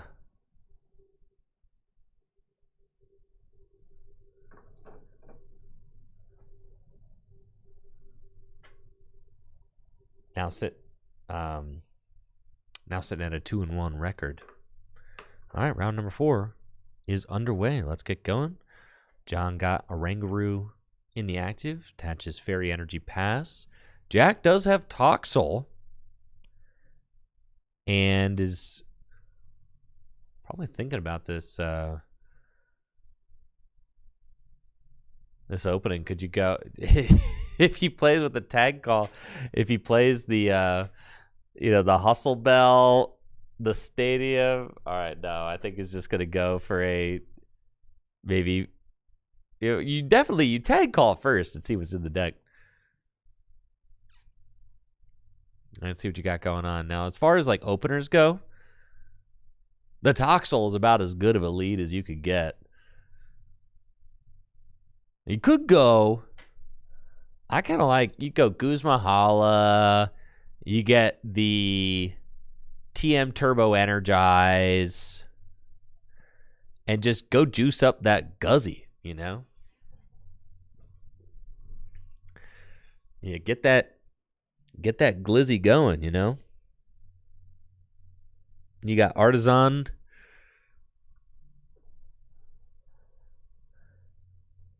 For the Glizzlord. And then Tag Call, Goose Hala. Get that going. Ideally, you would like to get a couple of basics down is the thing. And I don't know. Jack, his hand sucks. But you got Cynthia and Caitlin, so just... well, now we don't. You got Cynthia and Caitlin, so, I would say, you just are going for the Guzzlord play. It looks like that is what Jack is doing.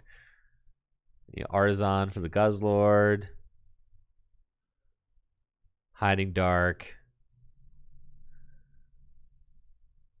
I think he's got Marnie in hand, so that's what he's saving. All right, I see the Marnie now. And that's cool. And then you've also got, here, you've potentially got a turn 2 Guzzlord because you've got Evolution Incense in hand, Hiding Darkness on the Toxel, right? And then you got turn 1 TM Turbo Energize. This is going to be a turn 2 Red Banquet. If Jack doesn't knock out this Toxel, or if John doesn't knock out this this Toxel, Jack can evolve Toxel into Toxtricity. Get the turn 2 Sinister Surge. Toss an energy from the deck onto the bench Guzzlord. Place a couple damage counters on it. There's already counter energy in him. Put that on Guzzlord. Free retreat with the Hiding Darkness energy. This is the play. This is the play. This is how you draw it up right here. I did get word on our 3-0s. Right now, our 3-0s are Thad, Chase, and Vincent. Vincent got a down pair. So if Vince wins, then there will be a clean 5-0 winner tonight. But if Vincent loses, Well, then anything could happen. Chase has been into the Psychic deck. No, did Chase win with Psychic? Chase got a win the other week. Was it with Psychic? Let's see. Morsemakes.com. GLC stats. Yeah, Chase got his win with water. That's right. He was one of our Milo pumpers. So Chase might be playing Psychic tonight. I will ask.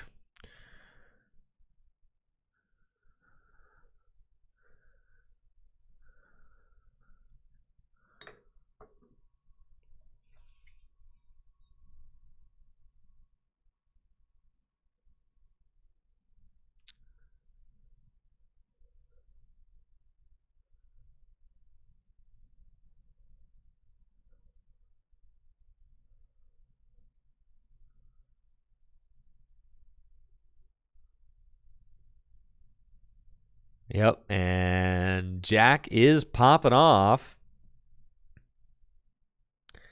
Yeah, Chase is playing Psychic Garb. Nice.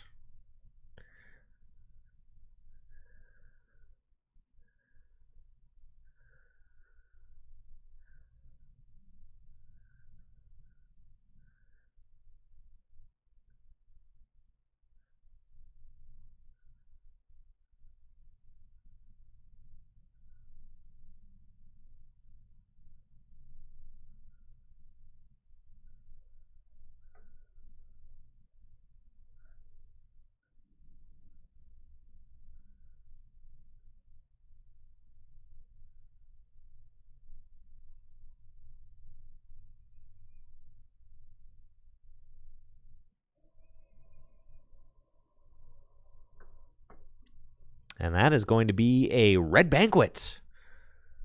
2 prizes. Sheesh. Right out the gates. That is a fast Guzzlord. Does John have anything? I mean, he's got like Winona. Guzzlord, thankfully, is not doing 150 damage. So that's nice.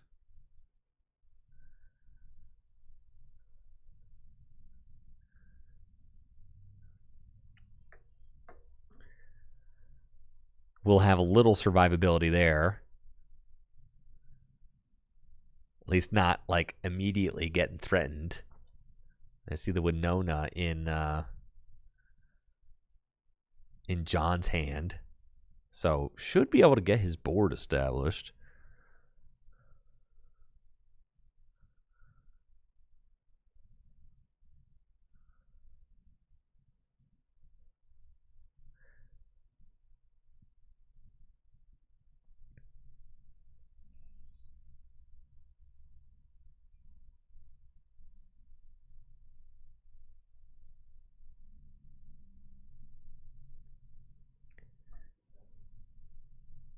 He's got Oranguru back.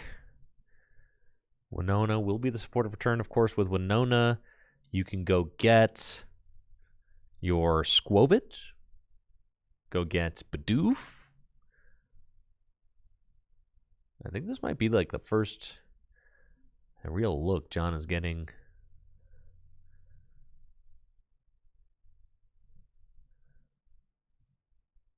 He gets 3 Pokemon. I mean, maybe you get... Is Squovit prized? If Squovit's prized, then that would make sense. He's looking at Bidoof and Bibarel.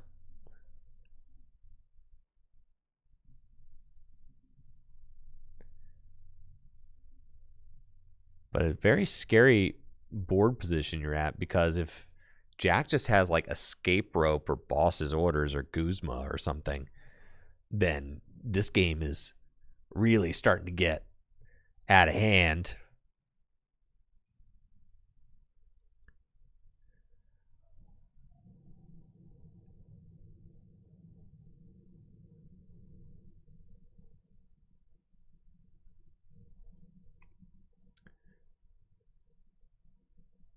Looks like it is going to be Bidoof.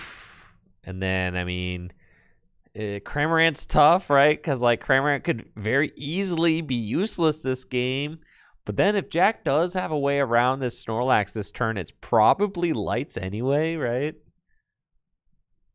Oh, there is Squovit. Okay, there is Squovit. And that's what I think John needs to just send his hand and go, right? Because you need to get more energy attachment. So, like, I think you just get the Squovit and say, like, I'll hit counter energy. You just go. Like, there's no reason to...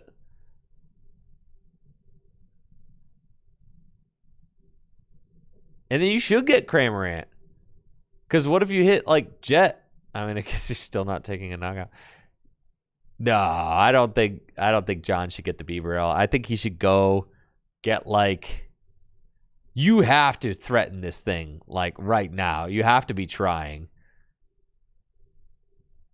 I think John should send this whole hand and go for the next 3 cards. I think this is a little too conservative. Because I think... The thing is that John's not getting an energy attachment this turn. So, like...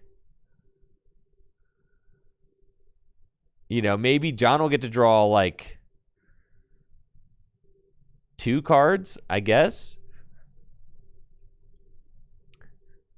But I think by getting the Beaverell, I think he's kind of signaling that he wants to keep this hand. I guess 2 cards is okay, but I would rather John go all in to dig for an energy drop.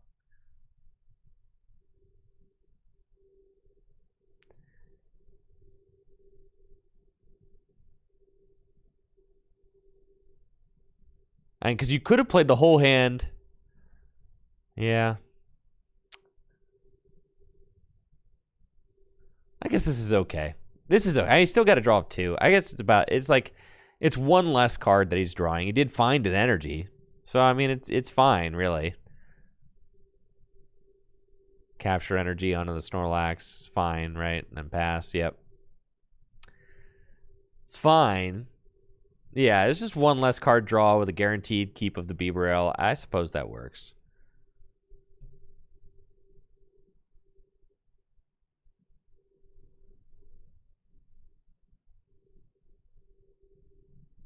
Looks like Jack does have Ultra Ball, can go get Lipard.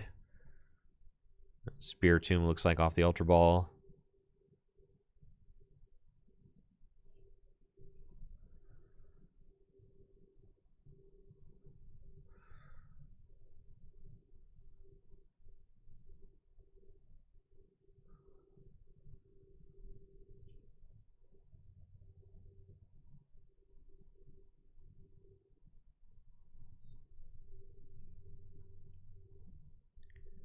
And we'll use Toxtricity to accelerate an energy onto it.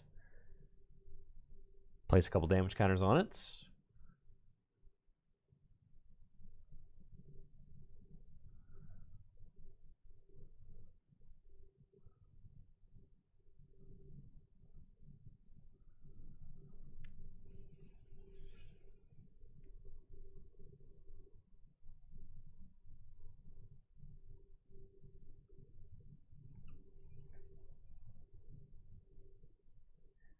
Then we've got Gear. Oh, he already has the boss. Ah!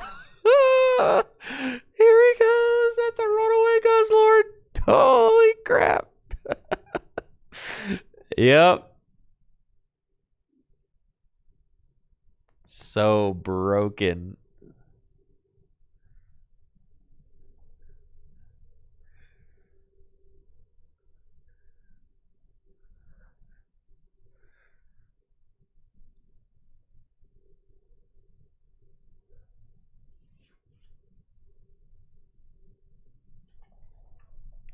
Parallel City, so Jack's got to discard. Pecharunt goes. His Guzzlord is popping off. I mean, it's going to go down now. So, Jack, you know, you got to figure out the final 2 prize cards. That should be easy enough.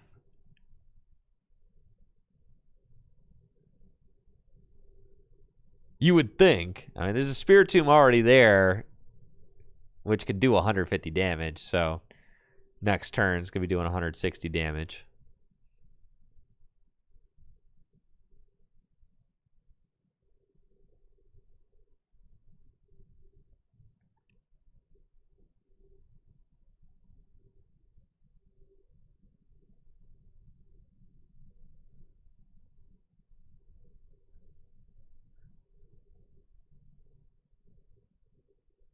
And this is what Guzzlord does best. This is what Guzzlord does best.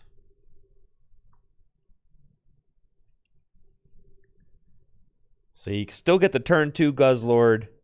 No problem. You don't even need double colorless and twin energy.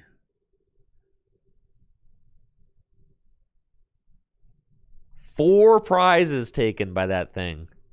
What a menace. There's 2/3 of the game there. John will get that Snorlax knocked out by Spiritomb.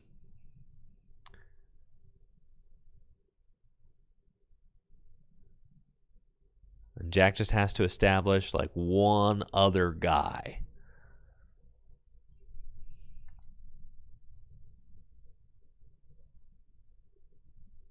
And the more I've played with the Toxtricity, I do really like that card. I mean, it is just very good.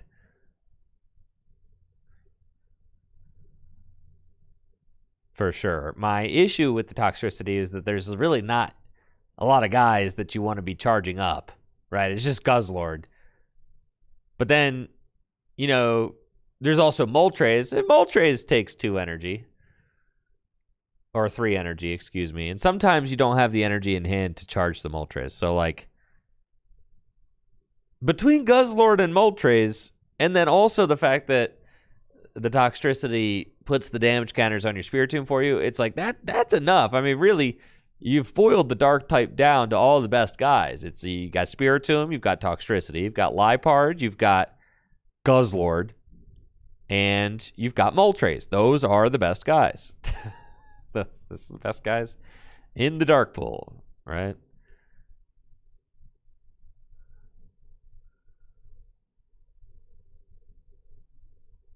Now, Dark has not unfortunately gotten any attacker buffs in any recent sets. Toxtricity is a buff. You know, that is a good buff for the type. I mean, it desperately needed a little something extra. But it hasn't gotten any attacker buffs. The Tyranitar, obviously, would be the one. But there are no Darkness, Larvitar, and Pupitar yet. There have not been any Darkness, Larvitar, and Pupitar as of yet printed in the Pokemon trading card game. But you never say never, folks. Maybe one day we'll get lucky. And the Pokemon Company Japan will bless us with a Dark Larvitar. Even a Dark Pupitar. I can make it work with a Dark Pupitar. We got Zoroark. I can make it work with the Dark Pupitar for sure. You can make it happen.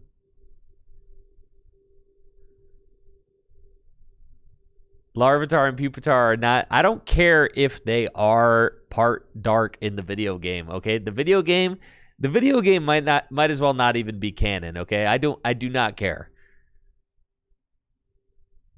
The trading card game has its own canon.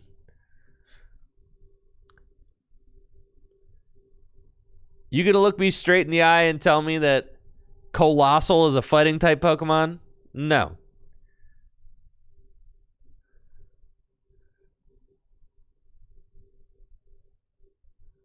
It's all made up. So, I'm hoping that one day they'll make up a dark type Pupitar and a dark type Larvitar.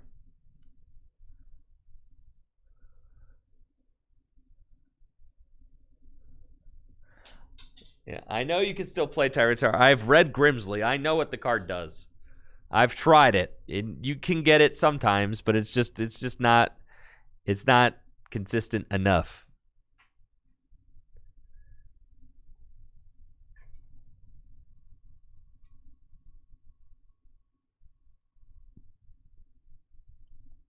They gotta make a dark type Larvitar and Pupitar with like the same kind of explosive evolution type beat that that Rocket's Larvitar has. There are 2 darkness type Pupitar. They're just not legal in. I know that. I know.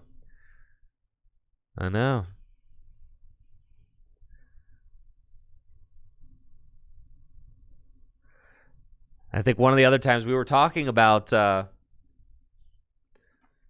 the implications if you allowed every type to like play pre-evolutions from like Pokemon that couldn't be fixed or whatever.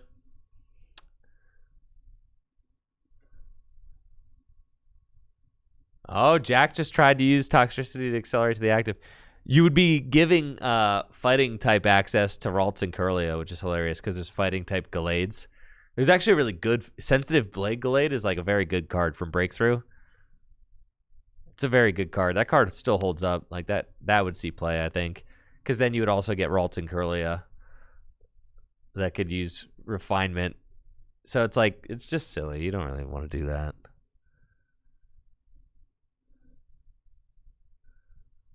It's like you try to let people play their funny Onyx and Steelix or whatever. But you end up having a lot of other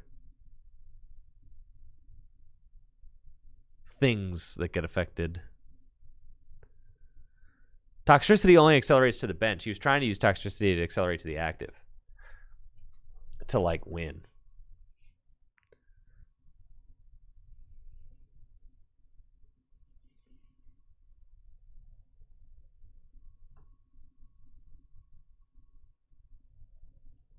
Yeah, and then you just think about, like Psychic Pokemon in your fighting GLC deck. It's unnatural,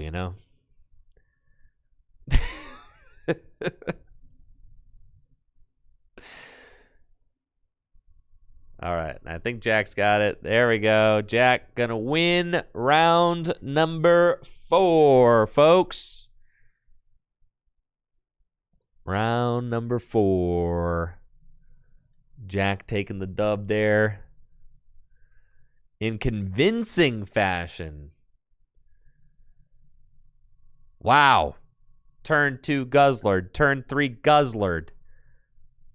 Just guzzling all those prizes up, I think, is Jack playing King Gambit? Jack is playing both these guys. Oh, my goodness. Oh, yeah. He's got the Grimsley's move. He's got the Tyranitar. He's got the King Gambit. And he's got the Sableye. Dude, see, Jack's got the broken stuff going on. I think the Limitation Sableye is so broken. Now, Jack just dead drew in his loss.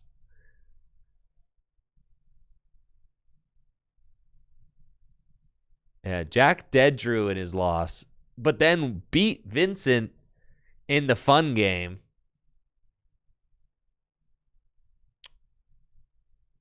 And has a record of 3-1. I mean, Jack could easily be 4-0 tonight. Could easily be 4-0 tonight. I hope he's feeling encouraged about his Darkness deck. It's looking kind of hot. I'm telling you that Sableye is broken. Darkness is on the verge of being great again, folks.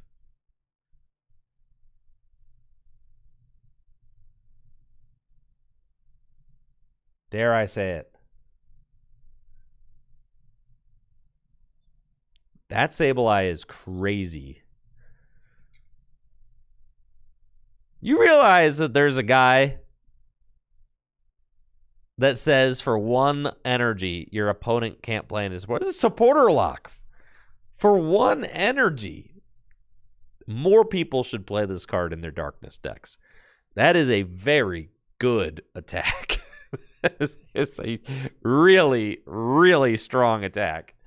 There is just a lot of decks that are going to sit there and just say pass to you while you do this. So, yeah. That is a very good card. That is a very good card. And I think that lots of dark decks should be trying it out. Because, you can go second. You could choose your destiny. You want to go second, you can get turn 1. supporter lock, or you could go turn 1 turbo energize to a Guzzlord, or you could go like supporter lock if it makes sense while you're powering up Guzzlord, like manually on the bench, while you're evolving your Pokemon, while you're establishing like this broken board. It's extremely good. Yeah, it's nuts.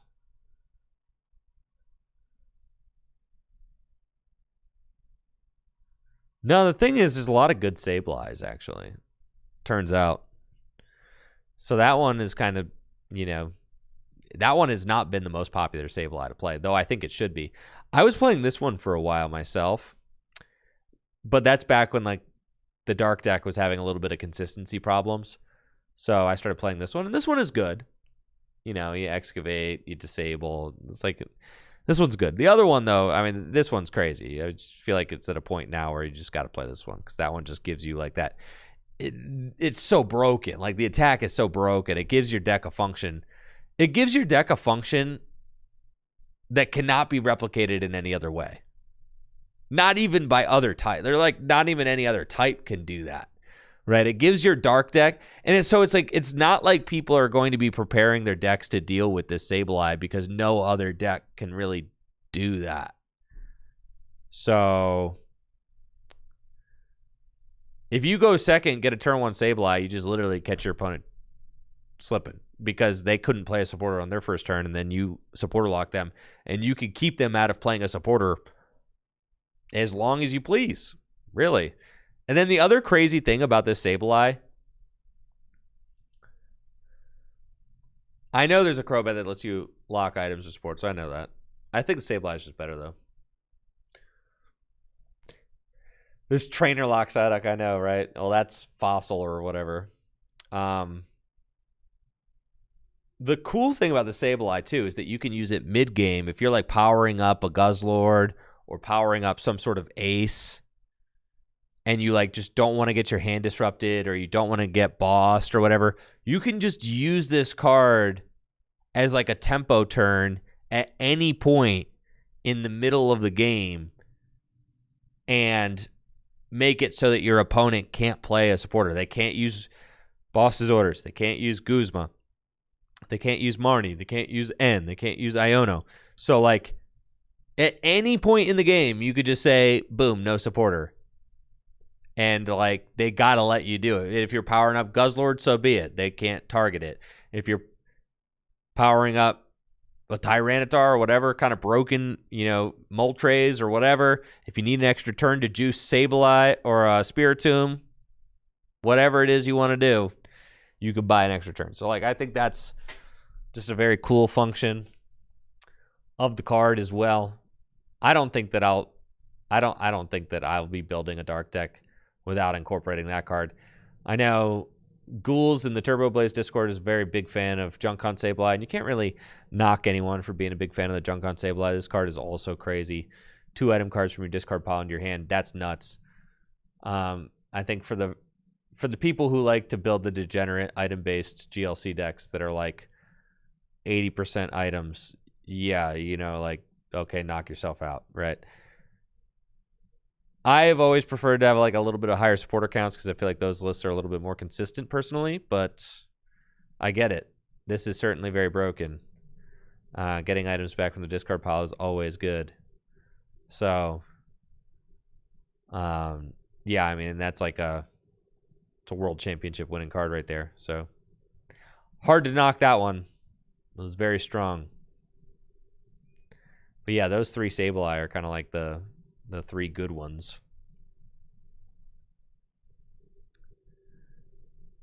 You got to pick one.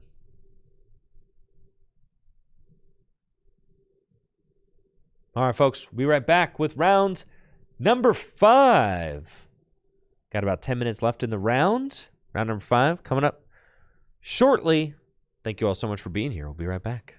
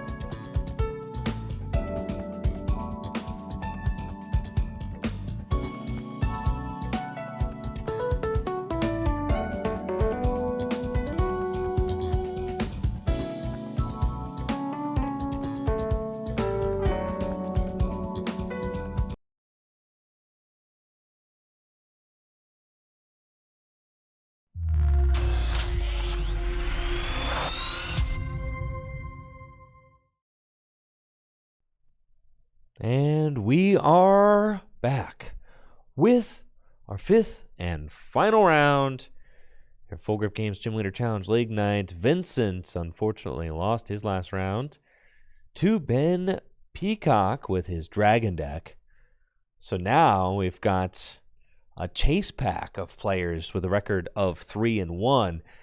And only one undefeated out of our 17 Gym Leader Challenge players tonight. That is Chase Juicy on the left playing his Psychic Garbodor deck. Vincent playing a water deck this evening.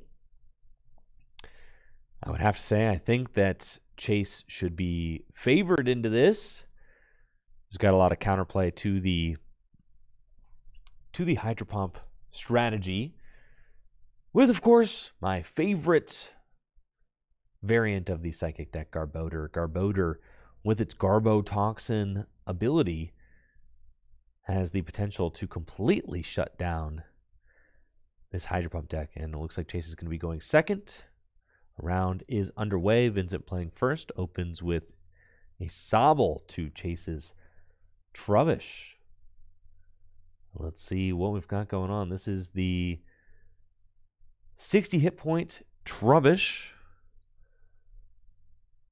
It's got the attack that allows you to put a card from your discard pile on top of your deck. The Garbage Collection Trubbish. Also, it's got just a single retreat cost, so easy to maneuver around.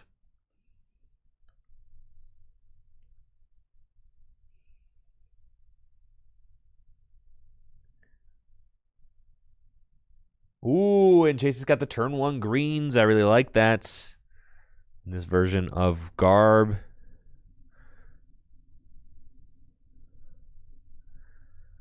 I've been playing greens exploration in my version of my Garbodor deck right now, and it's for this exact reason, right? Because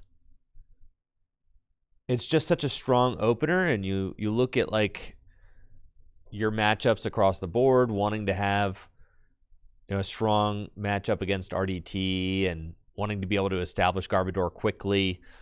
Greens is one of those cards that can just go tutor out whatever you want, get you exactly what you want, right? And in this situation here, we see that Chase very clearly saying, okay, I'm up against water. I want to get a turn 1 item lock. And greens will get you that, right? That's why it is so good. You want that turn 1 Frillish against water as often as possible. It is a game-winning move to get a turn 1 item lock with Frillish. Greens helps you to do that. So really like that play. Really like that inclusion. I'm thinking about moving away from greens and into like a Guzma Hala engine once the new Psychic Energy comes out. Because, I mean, that card is just insane, right? It kind of fulfills a similar role as the greens, because like where greens can get you Battle VIP Pass or maybe like a Buddy Buddy Poffin or whatever to help you set up, with the new Psychic Energy coming out in perfect order, it gets you to bench Pokemon. You could Guzma Hala for that energy, get 2 bench Pokemon, Float Stone, and then you're kind of like right there, right? And you got everything you need to get going. So it's certainly very strong options. But really like that turn 1. Obviously going for the turn 1 Oceanic Gloom. Incredibly strong here, as Vincent has Irida as supporter for turn, right? And Irida is like, gets you an item and a water Pokemon. At this point, the item is useless. It's like when your opponent Badoos you in Standard and you've only got Arvin. It's like, well, this sucks. It's like, okay. Yeah, Oceanic Gloom. I see. And Chase already has the Float Stone on the Trubbish. We know he got Lily's Determination for next turn. So he's going to be able to go. He's going to go to 8. Just like the perfect execution from this Psychic deck. Excuse me, it is round number 5. Forgot to update the overlay there.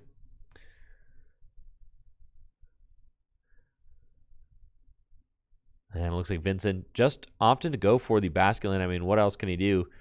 Gather the crew. And now Chase has got Ultra Ball in hand. So it's interesting. You know, do you Ultra Ball these 2 Psychic Energy away? And yeah, I think like ideally, I like counter energy on the Necrozma. Ultra Ball 2 Psychic Energy away. I go counter Necrozma, Ultra Ball 2 Psychic Energy away, get Garb, and go to 8. Like, screw it, you know? Like, at a certain point, you've got Wonder Patch in the deck. So, like, and what's Vincent doing? Like, if he's item locked and ability locked, like, what is he doing? Like, not squat. Like, I understand the temptation to want to get that extra little energy bump in there. Is Garb prized? Oh, is Garb prized? Did Chase not check? Did we not check for Garb? Oh, Garb is prized. Well, things are about to get spicy. That's fine. We continue item locking. But yes, if the Garbodor is in the deck, I really like just going for counter energy to Necrozma. You want that counter energy there. Get the 2 Psychic Energy in the discard pile. You play Raihan. You play Wonder Patch. You know? And then, I mean, here, Fury Belt makes a big difference. Because if you are item locking, at this point, just put the Inkay down. Say, like, all right, I'm going to go, like, kind of energy. You know, I'm going to get my guys juiced up. I'm going to, like, try to find my parallel city. You don't necessarily have to put the Fury Belt down this turn. You could wait till next turn to, like, take a surprise knockout, right? Like, because you could do 20 to the Basculin and then do 30 next turn. So, like, Chase could decide to wait on that. But I also like just putting it there. I think that's cool. That way you don't get, like, disrupted out of it. And kind of just say, like, yep, I've got this 140 hit point or 120 hit point Frillish. Yeah, it turns out putting the tool is actually a good choice as he's getting Marnied.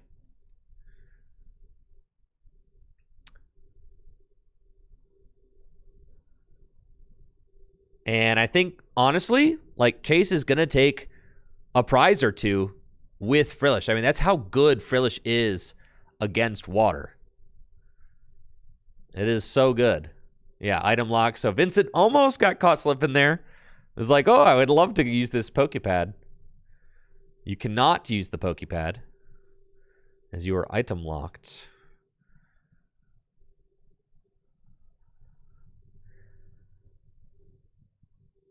Looks like Boulder is also prized. So Nest Ball going for Mewtwo.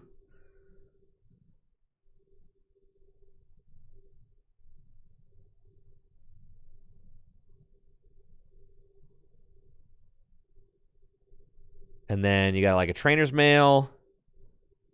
Guzma is interesting. I think here I take Guzma. Do you poke the Wishy? I almost like poking the Wishy just to get ahead of it. I think you Guzma the Wishy. Because, like, the only thing that could get a little bit... Or, you know, Night Stretcher for an extra energy to use Xatu. That's also quite good. So, like, it's fine. The Wishy-Washy, like, could be annoying if Vincent's able to get 3 energy on it, right? So, like, that's an option. But I also, like... I like Chase just saying, like, I'm going to use Research this turn. But then you run into this issue where, like, you just drew into more cards that you don't want to get rid of, so... Chase isn't going to research them. And he does find the Garbodor. It's the first prize. Oh, my goodness. It's exactly what Chase wants to see. The Garbodor. Fully loaded Necrozma now. And we are seeing the strength of Garbotoxin. and item lock on full display in this matchup. As Chase been able to lead with Frillish, item locking, Oceanic Gloom, Garbotoxin coming into play. This turn, you have to imagine town map. There we go.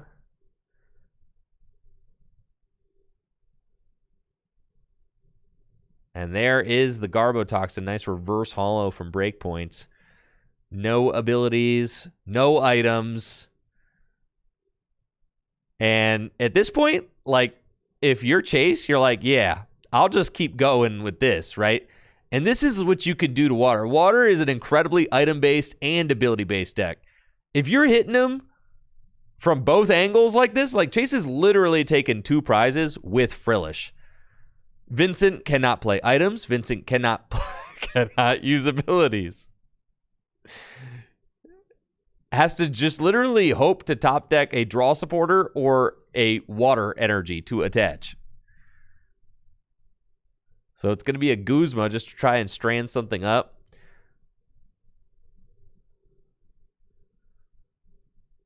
Chase has research. He's also got psychic energy. I would like to see, I think, Chase put the D Valley down and actually just go for research. Okay, he's going for a very conservative play with the Psy Pump. Attach that extra energy. I don't agree with Chase just breaking that item lock, you know? I think Chase should have gone for the research there. I think it was a little bit too conservative. Like, you don't know what's in Vincent's hand. Now, Vincent just passed back, but I feel like Vincent has items in his hand that he could have played. Like, did he forget that he didn't get item lock that turn? I feel like Vincent has items, or am I tripping?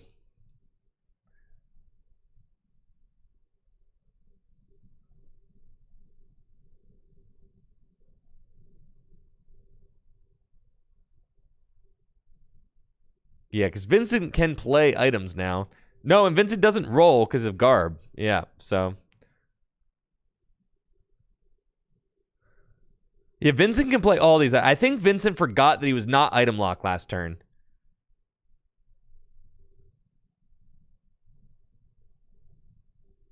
Like, he could go get whatever Pokemon he wants.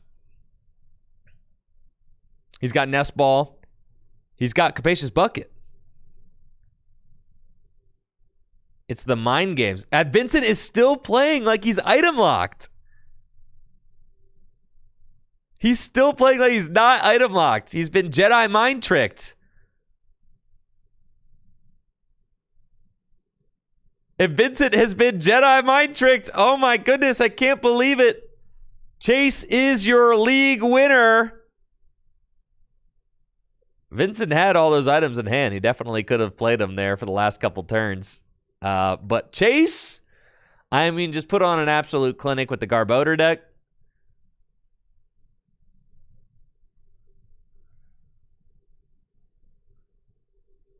Made it look real nice. All right, Chase going to be taking home the dub at Gym Leader Challenge League tonight, earning his second badge now. Won a couple weeks ago with Milo Pump, now taking home the Psychic badge. And that has been GG's 5 rounds. 5 rounds in the books, y'all. Chase Juicy, your only 5-0 tonight and your league night winner. Congratulations to Chase. Thank you all so much for watching. You'll have a great night. I'll be back tomorrow during the day, do a little daytime stream, but not until I get that YouTube video out. So the first thing I'm going to do tomorrow morning is make sure that YouTube video is ready to go. My Garbodor YouTube video that I'm releasing.